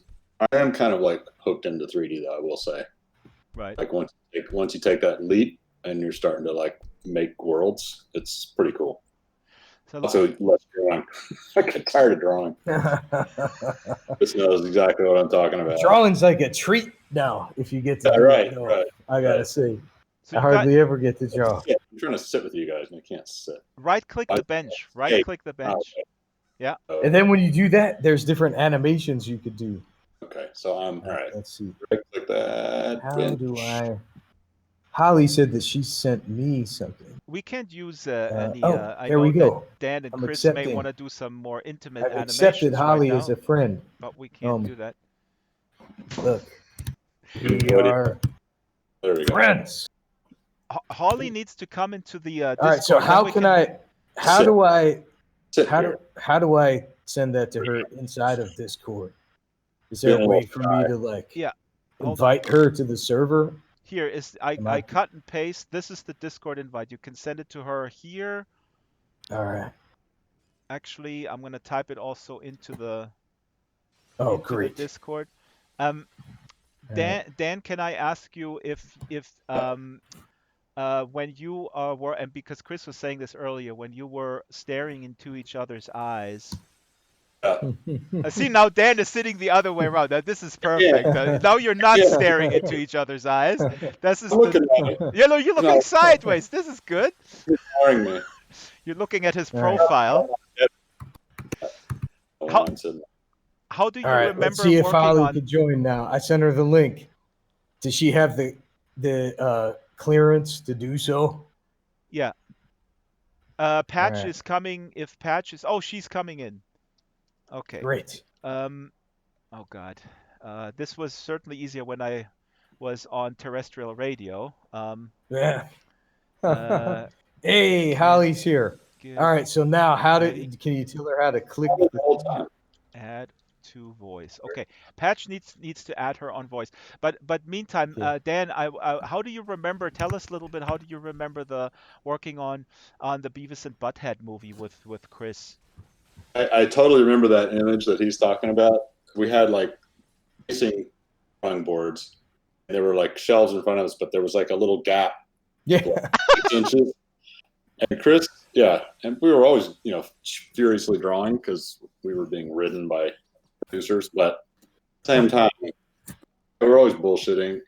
We weren't allowed to have a phone, so we couldn't. I mean, literally did not have a phone that we could use, and no cell phones. So we just worked all the time. And bullshitted, and there's always commentary going on. Now, for the kids who are watching this, when you say you didn't have phones, that means you could not bullshit via text or any type of app or whatever. You really had to sort of do sort of face-to-face interactions of some sort or physical things. There was nothing for that other than talking. Is that good or bad for productivity? Because I could argue the bullshitting on the phone is more efficient and leaves more time to be productive. I don't know. I think it's like everything. Like you're gonna have people who are efficient and get their work done, and you're gonna have people who don't. It doesn't matter what the technology is. I'll find other ways to, it's not, for sure. I asked Chris earlier because I work I love to work alone. I really like to. It's like a post-production guy in one room, and I have my room here, my studio, and I close the door. And I can't imagine working in a open office sort of floor plan. How about you, Dan? Now with the lockdown, and I mean, this gives you sort of a glimpse how it is for people who are, for whatever reason, more socially isolated. Are you more like a guy who needs to, have that camaraderie that comes in the physical world with a bigger room with people, or do you prefer working alone? No, it's weird because I'm a professor, so I teach, and it's just been really weird. Oh, I bet. And I'm trying. There's good things about it. The good thing is that I can sort of one-on-one with people, and you can't do that in a big room. But I don't know. It's just, it's what's weirdest about this is that when I stop thinking that it's weird, that's when I get really worried. Yeah. Chris, when you get too used to it, right? Are you still down in the sticks in the hill country? I am, but we rented an RV. We're gonna drive back in 2 weeks to LA. We're gonna grab my folks and then drive them back here. Crazy. Aha! Oh, Holly. Here's Holly. Success. We did it. Oh, I guess we're on a live stream on YouTube. So be careful what you say, Holly. You should know that. Fair warning. Holly, can you introduce yourself real quick? My name is Draxtor, and I stream. I do a lot of things, but in SL I do mainly little videos and longer videos. But who are you, Holly? My name is Holly Payne, and I am a producer and also partner of John Schnepp, the Immortal. He's right here with us, John. Yeah. He's right next to us. Yeah. Holly, how you're aware that your name is hovering over your avatar, so that means that you might get 1 million friend requests in the next hour. And Pretty lonely, so I'd be happy about that. Dan is very lonely. I befriended him 5 times, but he has refused those. So. I like how Dan's sitting the opposite way of everybody else. I've literally been trying to turn around the whole time. I don't know why. It's like it's weird. No, I think. Whoa. But Holly's been to many Smash parties in the past in the actual meat world. Wasn't the God? I remember the one that was at your old office on Santa Monica Boulevard. Oh, in the basement. You were in the basement ones. Yeah, those are the real dangerous ones. In the basement. Wait. No ventilation. Yeah, we rented this like 2,500 square foot basement in West Hollywood, and thought it was a good idea that had like no fire exits and no ventilation, and they just like cordon off a room to smash people. That's before we had medics, before we had releases, before we had all this stuff. Yeah. Those were crazy times. Yeah. Chris is reminiscing like how people reminisce about the 70s. We didn't have seat belts. We were driving, down, cross country, and the kids were rolling around in the back seat of the station wagon. They're still alive. Yeah. Chris still lives in the 70s, so That's true. I couldn't tell from his avatar. I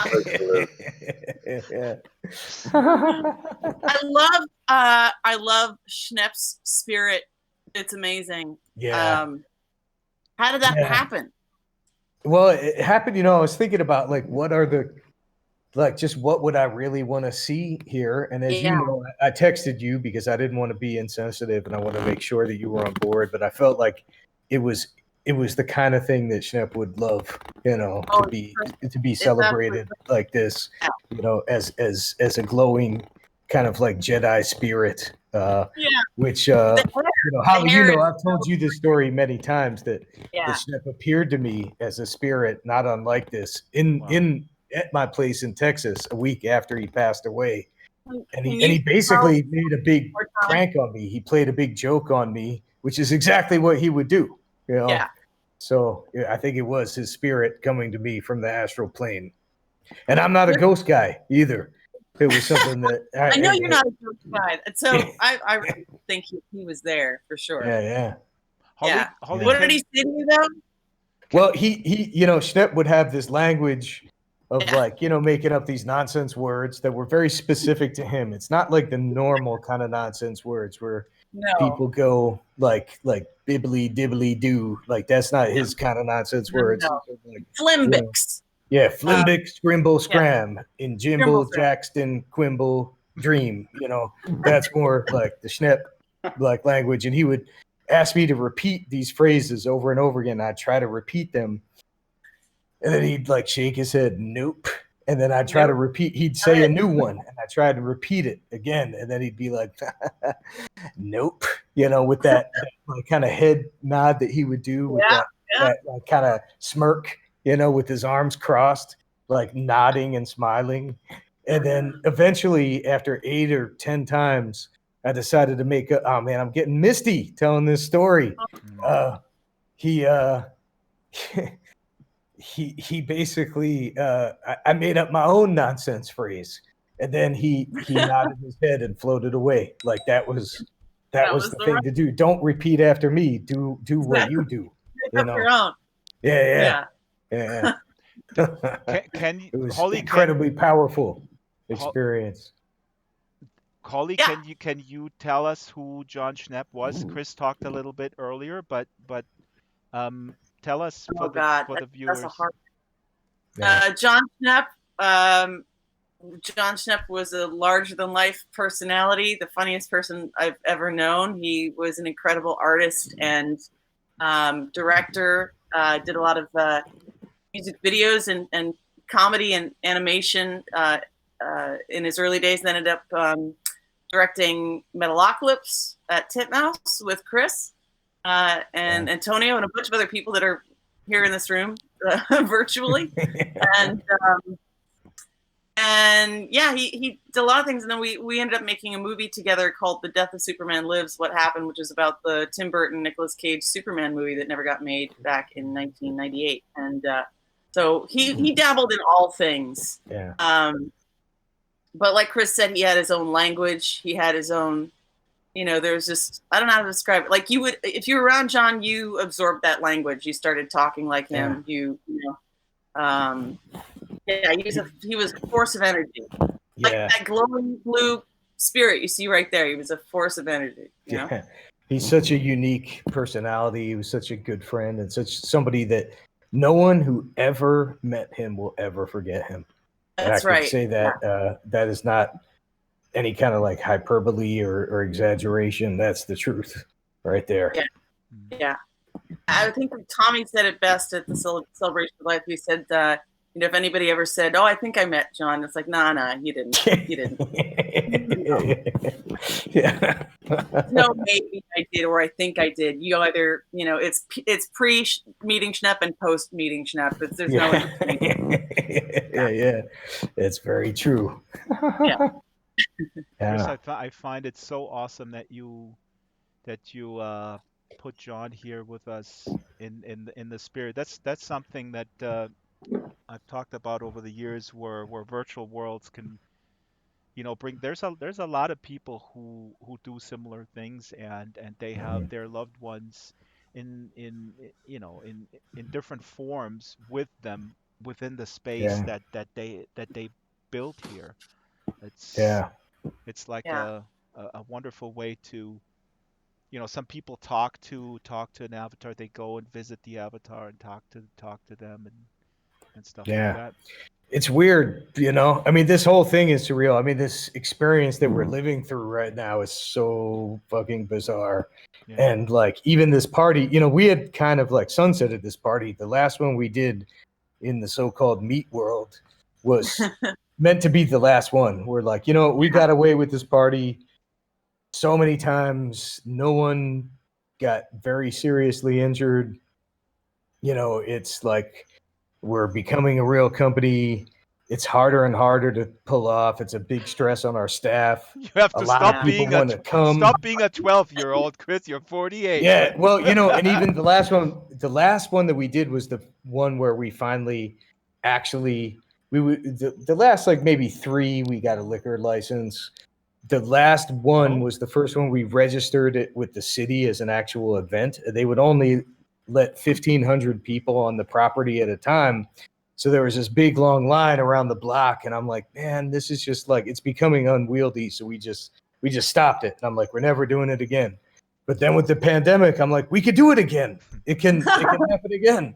So then we kind of made it this like amalgam of our lot through the ages, like there's things on that have been like modeled here in Second Life that don't exist anymore on our lot, but did for many years. Like there's that kind of like Space Invader statue that was here for like 10 years, but it's been gone for like 2 years.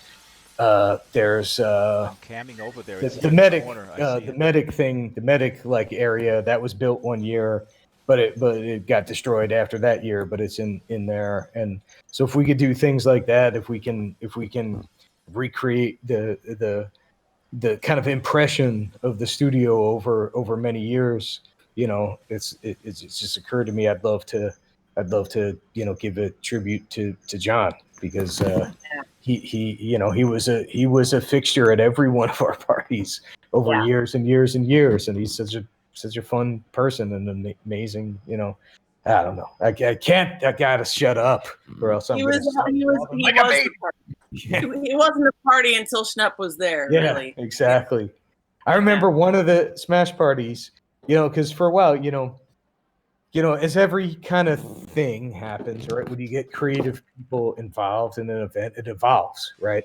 Mm-hmm. And Schnepp was the first one to, I think, like really, like specifically do a bit as his smashing thing, where it's like, it's like everybody would do these big smashing events. They'd bring out a TV and swing it around by its cable and try to be the biggest and the most. Mm-hmm. And Schnepp, who, is an was a physically imposing person, a giant of a man, brought in like what was it? It was a teeny tiny little.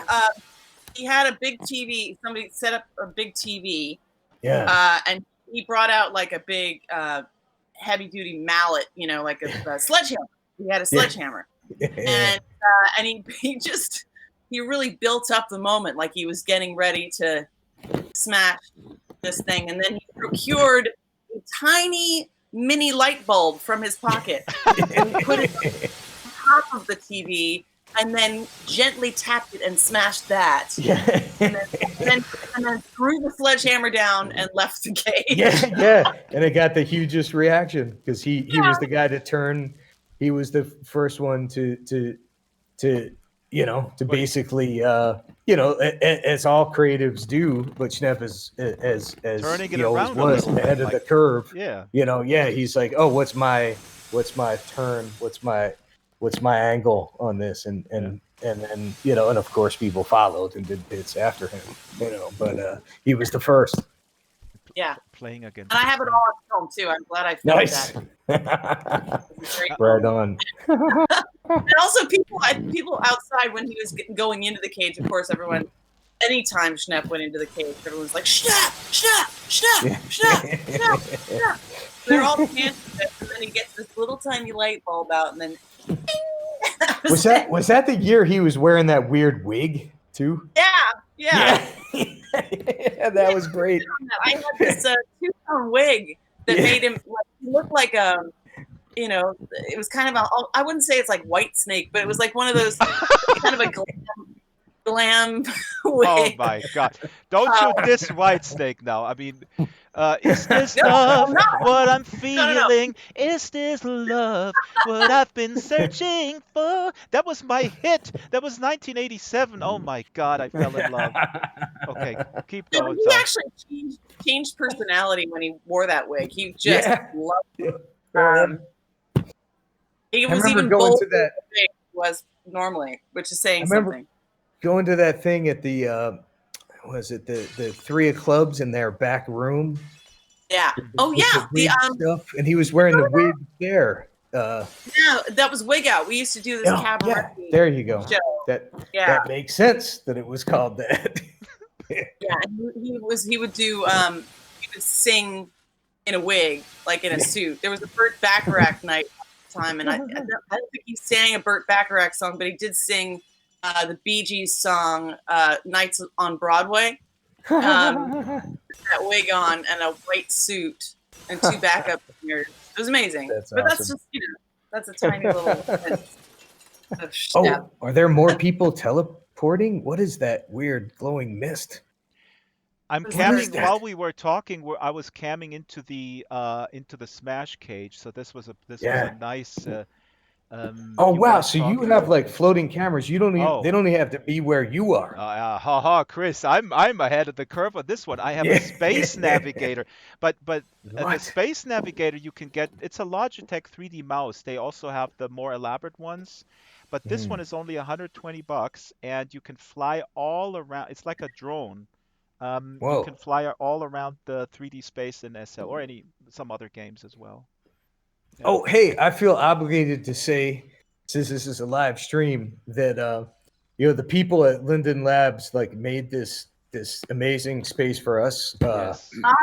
We presented this idea to them, and they made it entirely based on our specifications, and it's going to be live, I guess, forever. As long as people want to come and join this thing. It's just after this party, it'll just be here in Second Life. So streaming people, if you weren't invited to this party, you can come smash stuff in here, I guess, in as long as Second Life exists, or the people at Linden Labs feel that they don't want this to be here anymore. If there are legal issues, then this may disappear. But it might not have Death Clock playing every night. I don't know about that part, but the Smash part will be here. And I also want to say, Patch was on the stream earlier, but also the moles are really, Kronos mole is standing here, and I've got to know a bunch of moles. Here's actually Marianne McCann is behind us, and and they're working. I mean, they're incredibly talented bunch of people. The moles, and I don't know if they get enough credit, but they build so much stuff in SL of various different aesthetics. Those moles are amazing. Yeah. I had a lot of meetings where Kronos would be walking me around this thing, and I'm like, man, you're making it even better. And they're like, we don't know exactly what's over in this weird corner. Can you take some pictures? And we would send them pictures, and they would then make it. It's crazy. Yeah. How isn't it uncanny, Holly, how this feels? It's exact replica. It's amazing. It's super weird. Holly, I want to ask you this. This is a question that fascinates me as someone who's been documenting SL for a long time, and I get a lot of pushback, no, not pushback, but sort of critical voices from my own family. My dad famously used to say, "Oh, Second Life is great. The 3D simulation is always good." He's an engineer, so he goes like, "Oh, cool, I can see these 3D things, but the avatar, that's BS. Why do I need a freaking avatar?" And one time I invited my dad to a live event in Second Life, and then he calls me the day before and says, "How does my avatar look? Do I have a nice suit? Do I have a tie?" And I go like, "Wait, you told me the avatar is bullshit just a week ago." But Holly, I was gonna ask you about, like, now with the lockdown, and anybody can chime in. Do you feel, everybody's saying like, let's go back to normal, and they're embracing places like Second Life as out of necessity, or Dan was saying earlier with teaching that these are necessities that can be really annoying, especially Zoom. A lot of people tell me they have total Zoom anxiety, and that the Zoom fatigue is a word that everybody uses. What do you think, Holly, about these places actually be a real alternative and not just a substitute? I mean, they can. I feel I'm here with you guys. I mean, it's like 7:30 in the morning for me in Germany, and I'm feeling like I'm sitting here with you guys.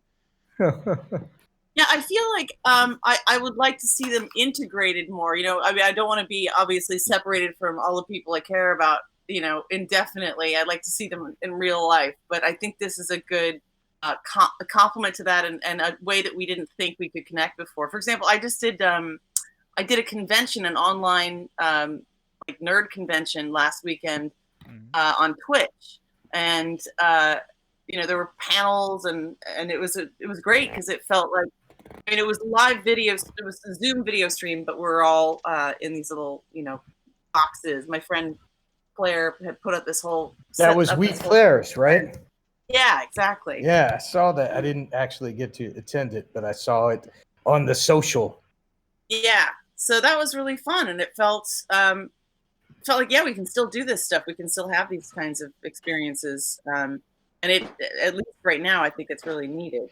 But Holly, I mean, since this is a Second Life infomercial and I get paid the big bucks by Linden Lab, we need to also know. I'm just joking, but I admit I am. It's not that I'm an ideologue, but I would always. I'm trying to like find out if people feel that the being in 3D space with an avatar sitting here on the replica of a bench, right? Is that adding something to your feeling of presence, or is it not? Are you fine with typing a chat on Twitch or Zoom or whatever? I would like to be sitting closer to Schnepp, but that's there's like a hard gap to slide on the bench. You can't really slide on the bench, can you? I can't really slide on the bench, so I'd like to scoot over and sidle next to him, but I can't. So on this one you can't, but theoretically you can, and you can get a different. No, I know what you're saying. You want to do this in real time right now. At the same time, I'm a newbie. I'm a real newbie with this stuff. This is, I'm amazed. If it weren't for Zach, who's sitting right next to me, I wouldn't be able to be here in the first place. So I'm still learning. I think there's a learning curve that I still gotta get through. But the easier it becomes, the more fun I think it'll be. Yeah. Is there any way if I could talk without having this aside, could I just talk to you in Second Life? I know the chatting. Absolutely, Dan. The only reason why we're not doing it is because we have, just for sort of control reasons, because if there's like 50 people on the ground, it might be very chaotic. But you're absolutely right. Actually, there's a lot of teaching in SL, and we do a book club every week. We had a big book club with Matt Ruff from Lovecraft Country a few weeks ago, and there were 60 people, and they were able to then sort of talk with him in real time in the room and ask him questions. I'd have my students do this in a second. I just wasn't sure how to do it. I'll definitely do it if I can figure it out. But your students may also be throwing around flying penises, which did happen in 2006. Let's bring that back up. I know Brett is FIT is like 80% women, so it's pretty tame. But no, it's, I don't know. They might. Like, as long as it's not me doing it, it's okay. Yeah. Well, you know what happened when I first got into Second Life on this for tonight on this party? Like, I tried to grab a solo cup. Like, you go over to the bar and you can like hold a solo cup. And I guess I like chose where instead of whatever it was, whatever thing I clicked instead of the thing I was supposed to click made my pants disappear. Yeah, I was basically like Donald Duck in it, and I actually went through the thought process. I'm like, shit, I don't want people to think I'm trying to do some weirdo sex shit at this party. Like, I'm going to Second Life without pants because I can't do that in real life, but I can on Second Life. Look at me with no pants. So I was like, shit, I got to get some pants. And then I tried to like put pants on from a different avatar, and then they didn't work right. And my ass was hanging out, which is almost weirdly worse. Then eventually the fine people at Linden Labs told me how to put my pants back on, and I was fine. I had to figure that out for myself. I had like the Hulk look because the clothes were sort of penetrating my body. It was just all weird. It is that this happens to absolutely everyone, is to wear an item and then remove an item if that, and it's usually the pants for some reason. I do wonder if the Linden Lab engineers actually set it up. Oh, they're gaming us for sure. They think it's a funny joke, a funny prank to make our pants fall off. Here's some amazing avatars in the background. Like, oh wow, these guys. Wow. I don't even know where you are. You can fly around all over the place, right? You can cam around by holding down the Alt key. If you hold down the Alt key, and your left mouse key, then you can cam around. Oh man, I'm not gonna try and do anything crazy. Yeah. I'm sitting here at this table. That's good enough. I'm just zooming around. That's kind of how I feel now too. But let me just tell you, I mean, I'm joking that this is an infomercial, but my friend Bremelin from Scotland, and we were in a VR world with headsets, and he does like to drink. And the problem with drinking and having a headset on is really problematic. And it probably I mean, there's like a whole like fail collection on YouTube, like VR fails where people hit each other in the face while having the headset on. But he was drinking. Really? He was drinking. He couldn't find his mouth, and he was had the headset on, and then he was just sort of pouring the beer over his own shoulder. Yeah. So in Second Life, that doesn't happen because you don't have a headset. Do you guys want to dance a little bit over at the Death Clock stage? Yeah, sure. How do we do that? Get over there first. Sure. How do I do that? So let's stand up. I got to figure out how to stand up. Oh, stand. All right. Hit the stand button. Look at that. Nice. Yeah. By the way, Chris, I know this is a weird way to introduce you, but Zach is right here. Say hello, Zach. Hello, Chris. Zach. What's going on, Zach? He's helping me navigate. Yeah, I feel like I'm slowly learning how to walk again. Nice. Right on. Zach, can you introduce yourself for the streaming audience? Are you Holly's handler or Zach? Avatar handler? In some cultures, you can that, yeah. He's definitely my Second Life Sherpa right now. But he's my fiance, actually. We got engaged over Zoom oddly enough, and then real life a few weeks ago. Yeah. So you could have been married. You should. Oh, look, there's Jody as a giant robot. You should get married in Second Life. There's wonderful, wonderful ceremonies. Oh yeah, Jody. Does Jody want to come also on the stream? The wedding business in Second Life, Zach and Holly. Like how it made the avatar for the wedding, then yeah, that sounds like that sounds like fun. Yeah. Oh, I think. Hey Zach, great to meet you in Second Life. I've seen a lot of pictures of you, and Holly said great things. I think I'll get to meet you in my Second Life. Hey, I can. All right. I have really. I mean, as a Second Life videographer, I know the best wedding photographers, Zach. So just let me know if I can do anything for you. I can hook you up with some really good wedding photographers in Second Life. Trust me. Oh, here's Dan. Wow, look at all these people dancing to Death Clock. Dan, come here. We gotta go over to the Death Yeah, Clock. the dancing is awesome. I haven't been in that room yet. Dancing is the most fun I've had for this All right, conversation. I'm gonna touch this this glowing purple orb, and it will tell you how to dance. So let's see what kind of dance. Dan is a little. Oh, Dan is following me. Dan is running. Awesome. Dan is running. I'm gonna do aftershock. What is that? Where am I? Inside the show. I want to congratulate Dan that he has figured out how to run. Just read the instructions. I do read instructions sometimes. Are you guys in the warehouse? Yes, we just came in. I fell into a red box, and Okay, I'm out. Mouse is in there. No more neither. And now I'm flying. I'm flying over to the. Oh, I don't have. I get it. Now touch the glowing orb. Oh yeah, everybody. Oh yeah, cool. I've already done some dancing, but I guess I was in the wrong party before. So. Here's my friend Arieto from Mexico. Holly Hello, already Arieto. knows that you have to touch the glowing orb. I think Linden Lab Linden Lab does these things on purpose, so just that we say touch the glowing orb on the stream, or I don't know. I like that there's a dancing tree. Oh, the tree is. Who did that? That's my favorite. Dancing with the tree. Like if you levitate, you go into the branches of the tree. It's so much fun. Oh wow! Nice. Wait, I'm gonna. Uh-oh. How did this happen? He just jumped the fence. Okay, how do we get back? Is there any Easter eggs behind the fence before we get back? Okay, I'm gonna put on some music here. Wow, Maximus Mole is also on this band. Yeah.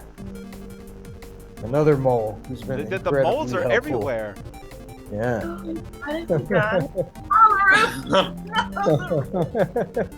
Well, do you guys see like these people totally just jumping around? What is this? Go to that one down there. Yeah. This is bananas. Oh, there's Dan Callan. He's our building manager. Oh. He's the guy who usually puts this on in real life. He's like, thank God I don't actually have to do this. Aren't you glad? Get me to the glowing orb. Yeah. Got this. This.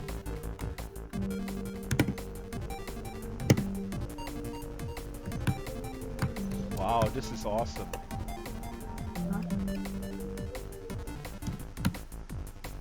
You got some moves, Chris.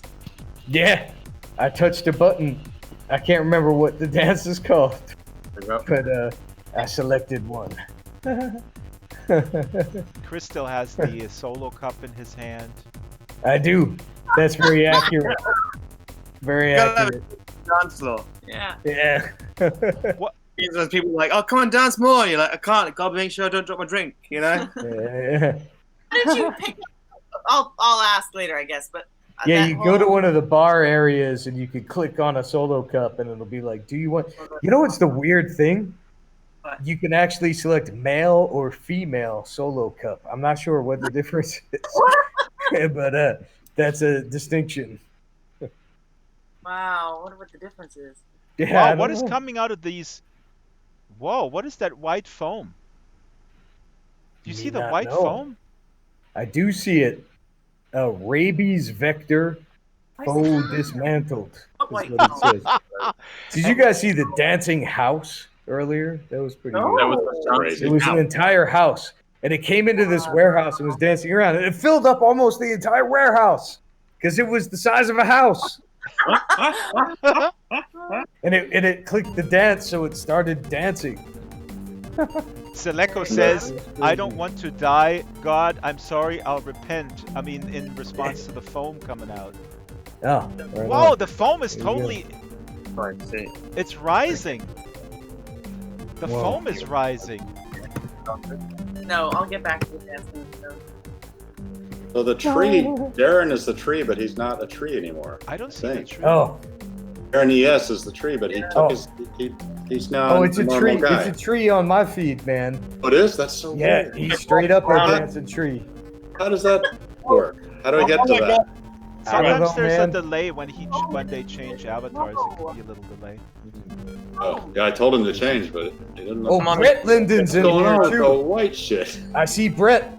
Brett from There he is. Senior Director of Marketing, he has a nice suit. And he's Whoa, with it's us. all full of foam now. No, it's crazy. I know. I We are can't even see. submerged. We're submerged in foam. Where's my hover height? Raise your hover height. Raise your hover height. That's a Whoa. good idea. There we Right click go. yourself. I'm out of the way. Nice. Look at Dan. Oh my God. Dan, Dan is so I've been playing with this all on it. day. Yeah. Usually when I Okay. onboard people to Second Life, it It's takes them gone an now. hour before they figure out what the hover height button is. This is good. I came to the party before. There's no one Apparently, there. yeah, text now. I mean, you should tell everyone where that is, just so if they don't know, they would know now. Zach, how do you feel about Second Life? Do you feel it's literally a Second Life? Have you guys seen the Office season 4 episode 1 Yeah. with Second Life? Makes his own life. Same damn life. I'm a big gamer anyway, so when it comes to these arenas, being able to communicate with other players, it's very similar to that for me. It's broadened it so you can communicate more openly. I think it's useful, it has its uses, but I also think there are limits to this, which really won't ever be breached with the technological advances in the future Zach, to make it more. Yeah. But what this is interesting because I like to have contentious debates with gamers because I'm not a gamer, and I would argue that Second Life is superior to games, maybe not in the visual fidelity, but in the fact that you can monetize your imagination. What do you say to that, Zach? Can you monetize things? Can you make your own things and sell them in, let's say... I completely agree, because growing up, I was very much used to the Atari where you could make your own games. If you had a game you liked, you could change it and alter it. Because of rights and controls and companies, gaming has become very restricted in that, which is why everyone became big fans of things like Bethesda, because if you played it on a PC, you could still mod and change it. Same thing with GTA. But there's still a lot more restrictions on the consoles themselves. So with this situation, you can have a lot more freedom of change and alteration towards your needs, which is great. But I do think gaming is going that way again, especially with the release of PS5 and is it Naughty Dog? No, Unreal Engine releasing their information free for developers so There's that a dog even on a indie dance developers can create things for free, cost the excess cost where it would normally cost. So there are places we're coming to where we're going to come to the same level as Second Life, but I mean, there's other gaming platforms where you can monetize. Like you got your Steam with your Team Fortress 2 and your hats and things you could make and sell them on there. I think there's other ways where you can monetize. But what I like about Second Life is that it's not a game; it's just a weirdo scene. You know, It's a very much weirdo scene. It's very much a host zone. It feels like it's quite cool. There's a lot of freedom of the mind here. I have to say, I'm going to tell you a story, Chris. So this is years ago. I want to say probably about 10 years ago now. John and I were at our friend Ariel's house. Oh, Ariel was here tonight. She was a gelatinous cube. She was at the party earlier. Gelatinous cube. Yeah. Well, Ariel is how John and I were first introduced to Second Life. Right on. Ariel was the one who introduced me to Second Life. Yeah. So she started it so long ago, and she was kind of navigating it for us. So she was showing us, different worlds, different environments. And I remember we flew over an ocean, and there was someone that constructed. Acid trip was this? Someone had constructed a basically like I don't know how to describe it, like an orgy house in the middle of the ocean. Yeah, that sounds right.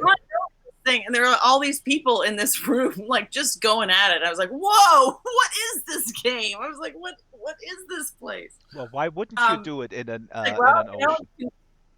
You can do whatever you want in Second Life. I was like, apparently so. But she was actually like selling clothing. She had her own clothing line on Second Life. She was making money. She was turning Linden dollars into real dollars.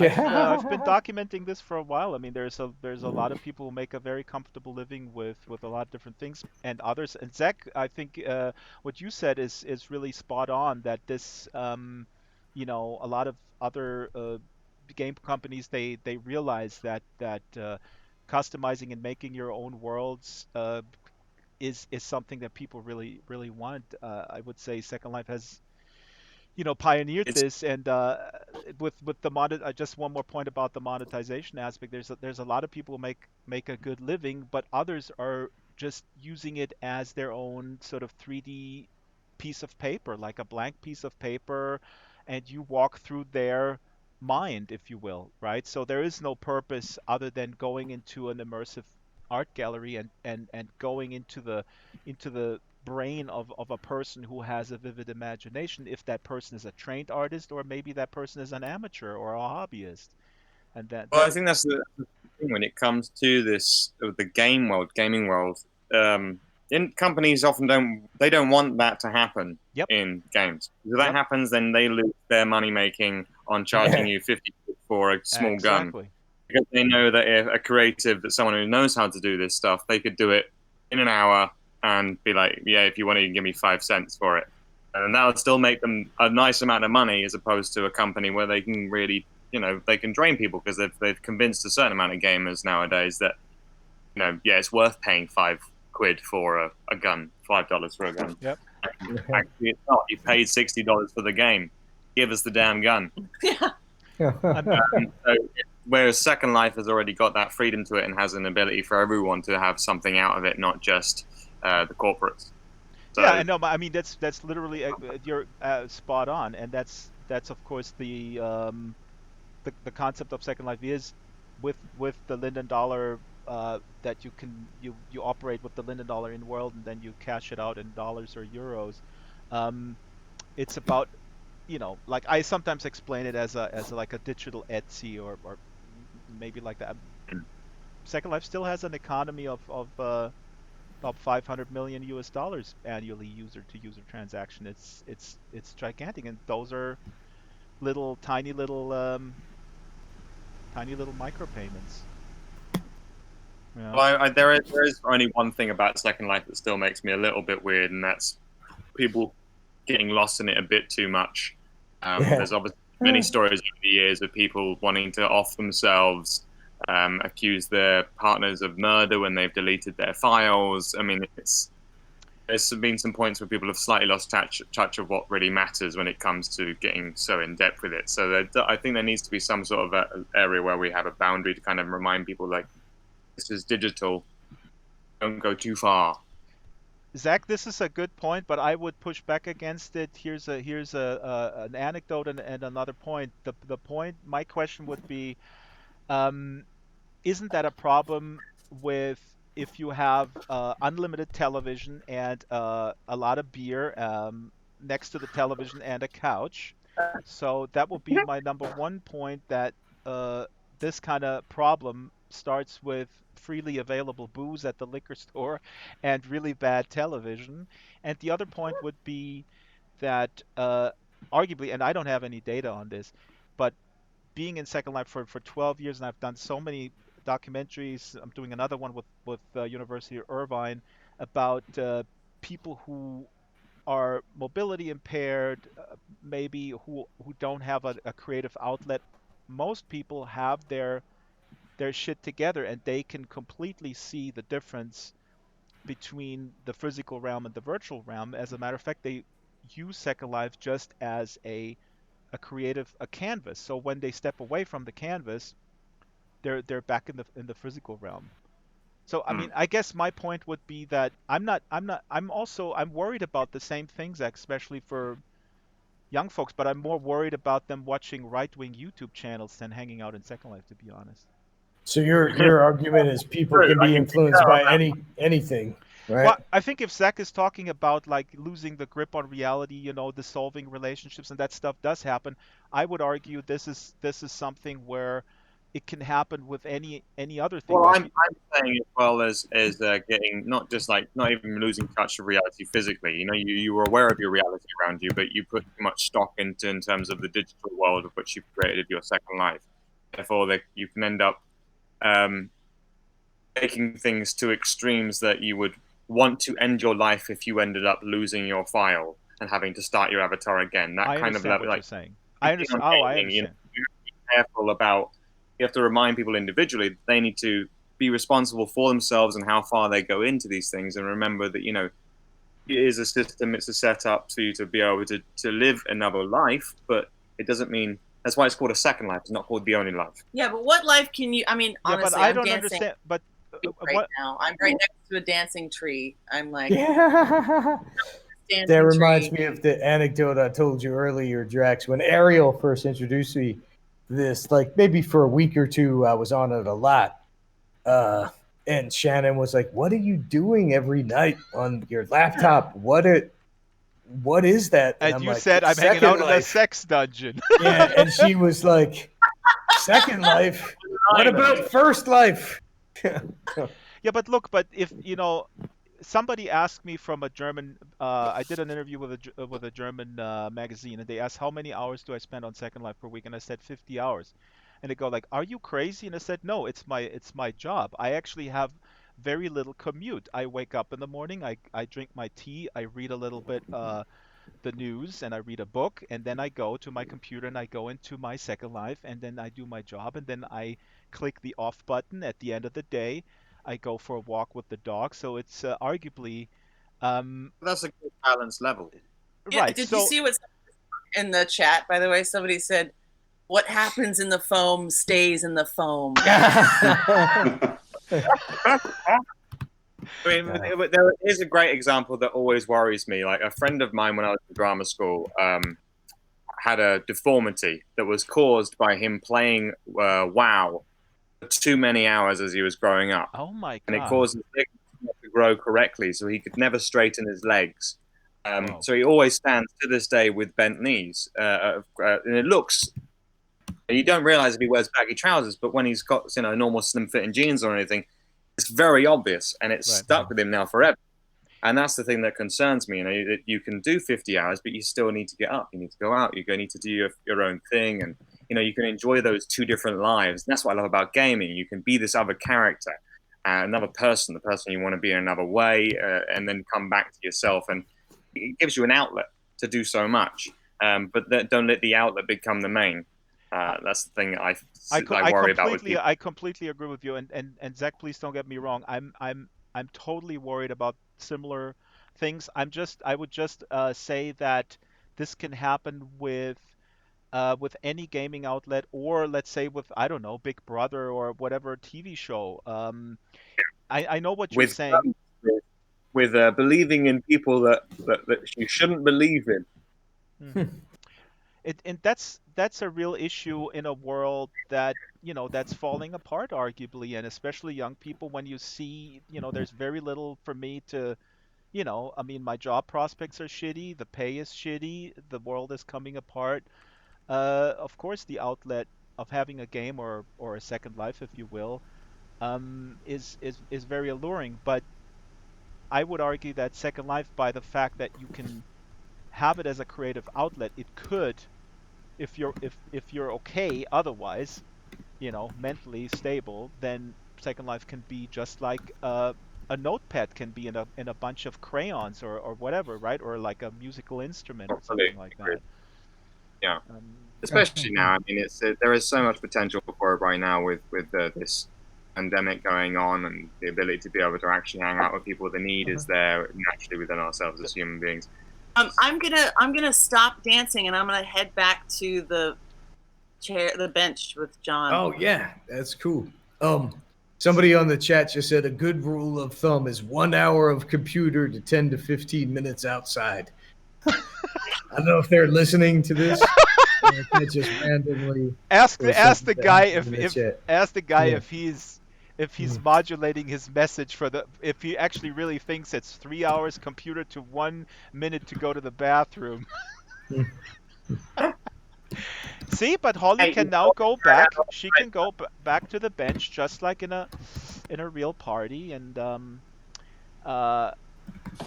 anyways, I just want to say that if folks are interested, watch my Drax File series, because I profiled, I don't know, I have about 200 profiles of individuals from age 16 to 83 who are doing tremendous things in SL. And again, I want to make this clear also on the stream that I'm not oblivious to the dangers of getting sucked into anything. But the point is, you know, you can it's a bigger problem. It's not confined to anyone. I think I accidentally left Second Life. Oops. Is Dan still with us? Since Dan is a professor, how do you feel about your young students? Are you also getting to an age where you go, now. Those youngsters, they should read more? I mean, I do read. People know that I read. I don't have to defend myself against that. The chair of our department used to always do this thing of like, you have short attention span. You're just playing on your phone all day, And then when I talk to them, I realize so much is going on in there. I'm in party 4 now. I'm going to go into party 4. What does that mean? What does that mean? Dan. You're at party 4. There's like different instances of the party. Instances. Like, I think go it's from like, one to the other. I don't get it. Yeah. Oh, this one's like. Well, when you log in, when you log out. Black. It just randomly brings in. Hey, Chris, this one's broken. Chris, you can teleport us over to the other instance. Then we get away from these Lindens here. Oh man, you want to be in this one? This one's I don't want to the Lindens are this missing. Party I is feel dead. I was in a There's dead party almost before. nobody in this one. Then come back here. Who was there? Guy Moore was at that party. It was dead.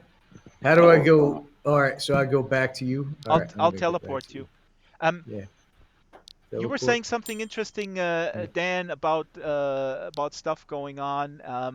Yeah, it's just like older people think all this is just brain dead stuff. Like, to your point, sitting around on TV drinking beer, watching TV drinking beer is pretty brain dead. Yeah. And a lot of them are really interacting in interesting ways. I mean, sometimes it's like, I remember once I let them put on what they wanted as music for when they worked, and they put on YouTubes of just really bad anime songs just constantly, and they're just, and that I don't understand. But in terms of all the interact, yeah, no, go ahead.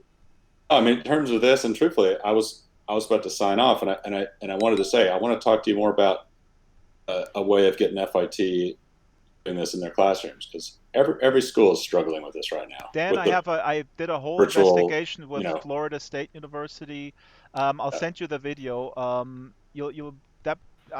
did a 3-month stint with Florida State, and they funnel thousands of students through Second Life. They have amazingly produced modules for environmental science, economics, chemistry, and biology. Okay. Really cool stuff. I want to hear about that because it's this WebEx Zoom thing, and I've been playing around with Art Steps. That it's just an app for making art galleries. We did our senior show that way. That was just like tipping into what. Oh man! Very easy to build. But I'm sure in Second Life we could do Dan, it's so much easier in SL, especially art and immersive art. I mean, you can build in real time. I'll send you my. I did a thing with USC 10 years ago. They did an architecture program with kids from Egypt, and they built 20 kids from Cairo and LA, and they built in real time. They did architectural models in SL. It was amazing. Yeah. And you could all be in that space. Like now, it's even more impressive because you could all be in that space together, building something. Yep. I love that idea. I wanted to say something real quick because what Dan was saying about the I have this anecdote when I picked up my son from 3rd or 4th grade. I don't remember, but I'm standing outside, and obviously, older folks always go, "Yeah, the kids are always in their games and always on their phones, Yeah. blah blah blah." And I'm standing outside waiting for the kids to come out, and the mothers are there, mainly mothers. I was a stay-at-home dad, and the mothers, of course, on their phones, updating Facebook and whatnot. The kid comes out, runs to her mother, and I think everybody has probably a similar experience. The kid comes out, goes to the mother, says, "Mom, you know what we did in I don't know, what we did in art class today?" And the mother, "Yeah, honey, hold on, let me just update my Facebook."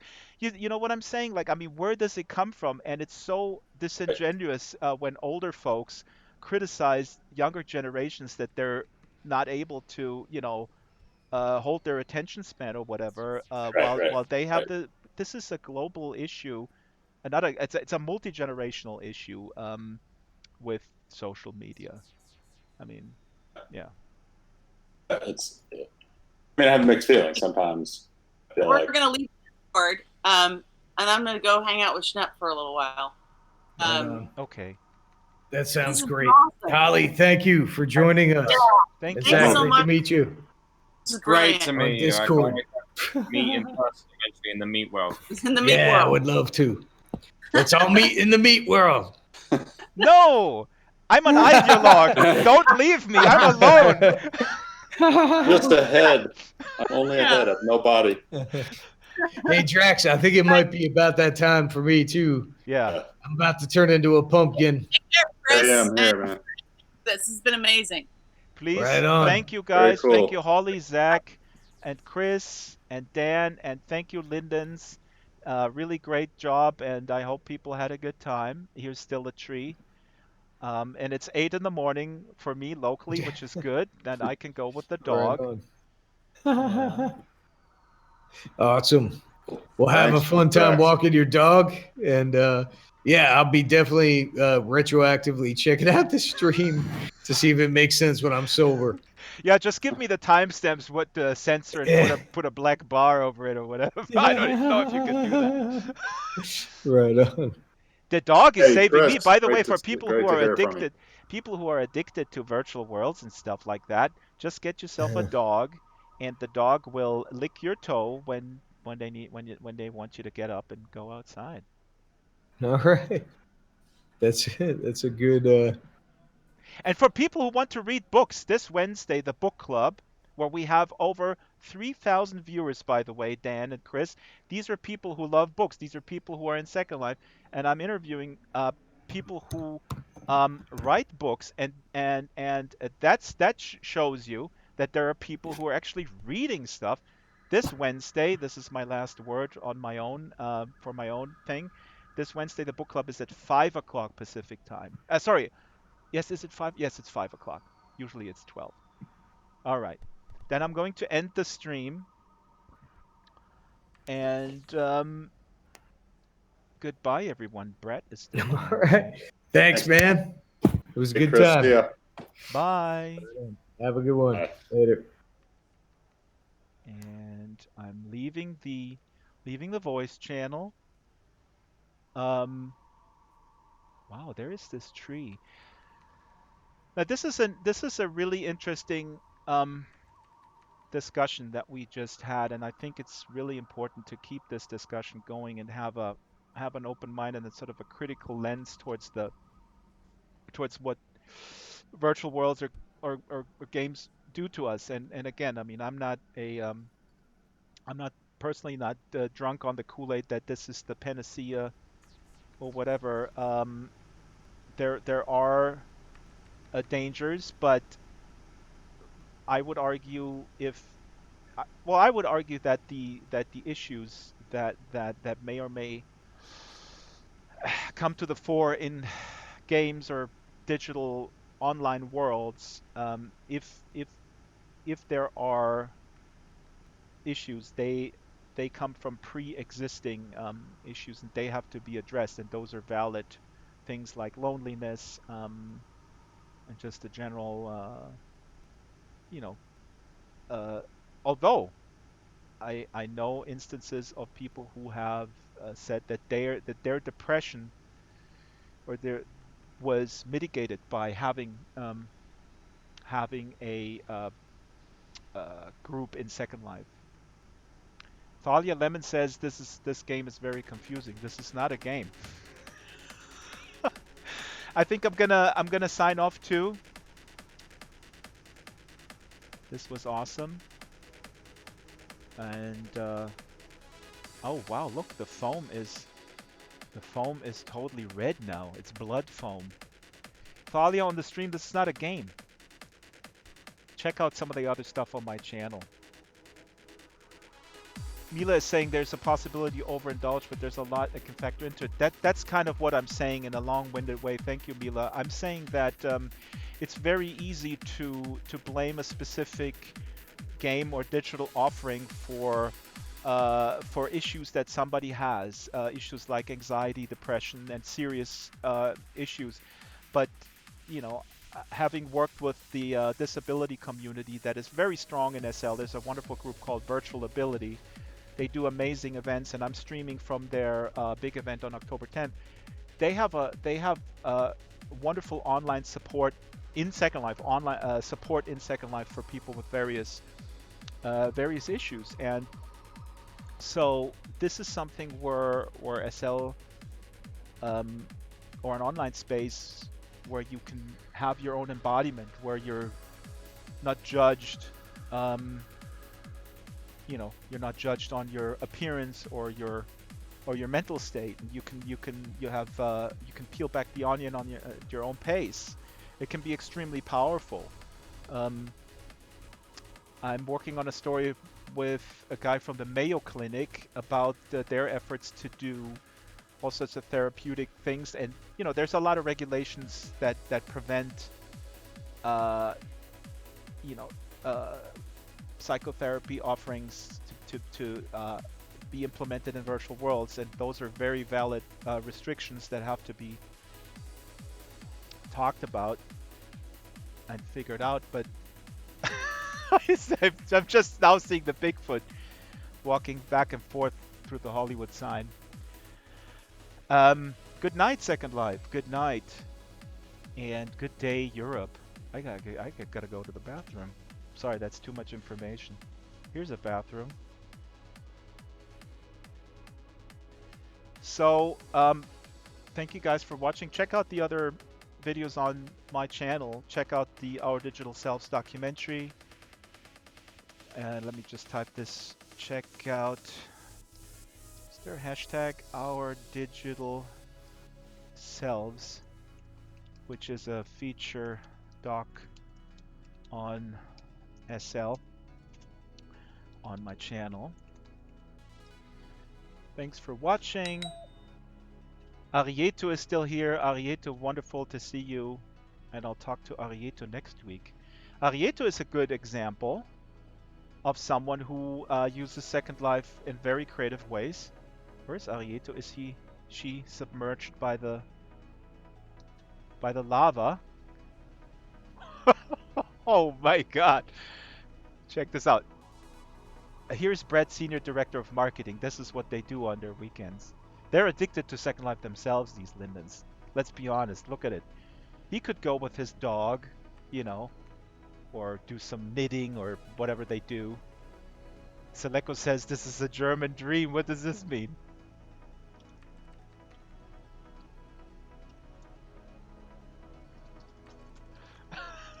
She said this is a German dream.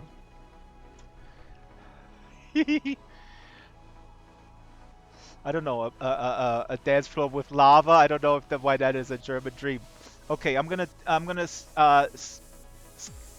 fly through one more time, and good night, everybody. See you soon.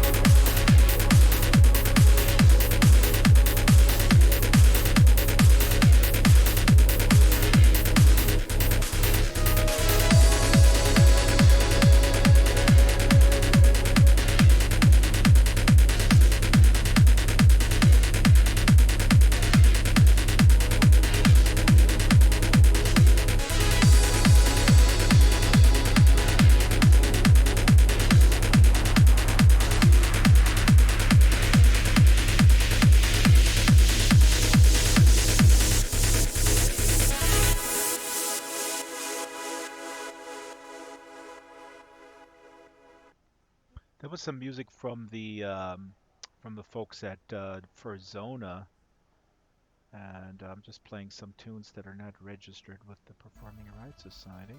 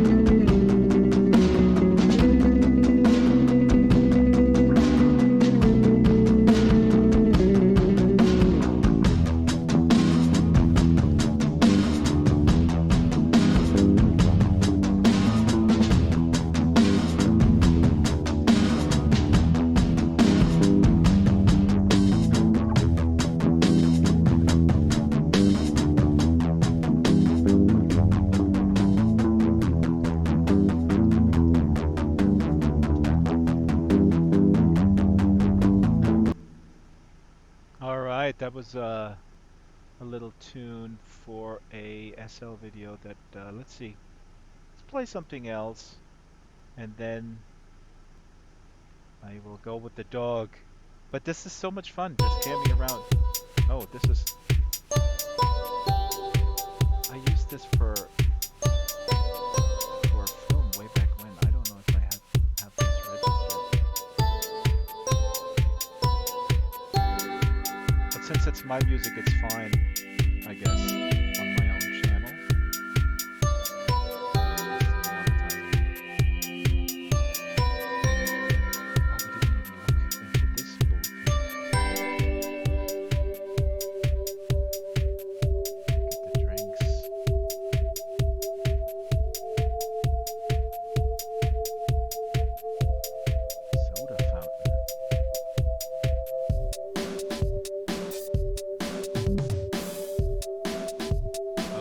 An abysmal demo.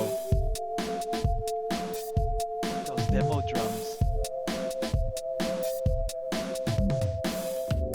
I'll think I'll wrap it and go to bed. Not go to bed, it's 30.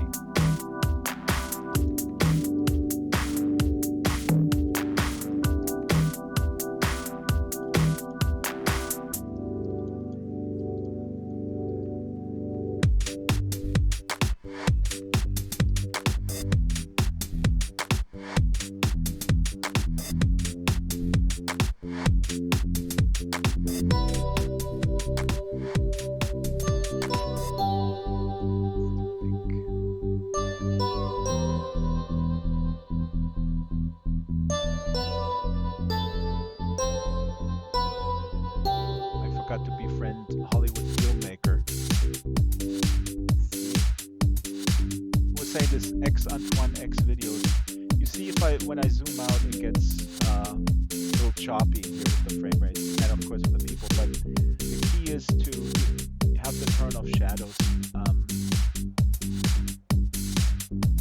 This many people,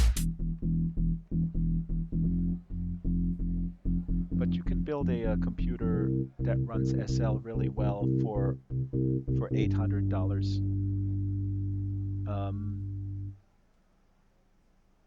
It's really possible. Okay. I'm going to... Oh, it's somebody's birthday? Whose birthday is it? Whose birthday is it?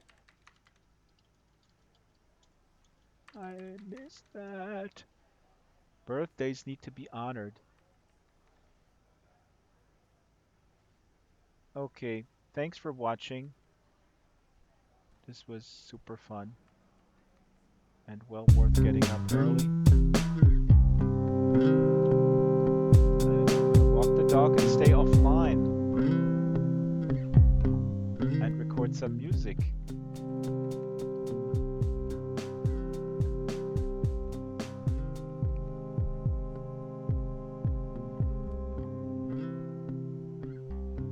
Or maybe I'll go to Hollywood.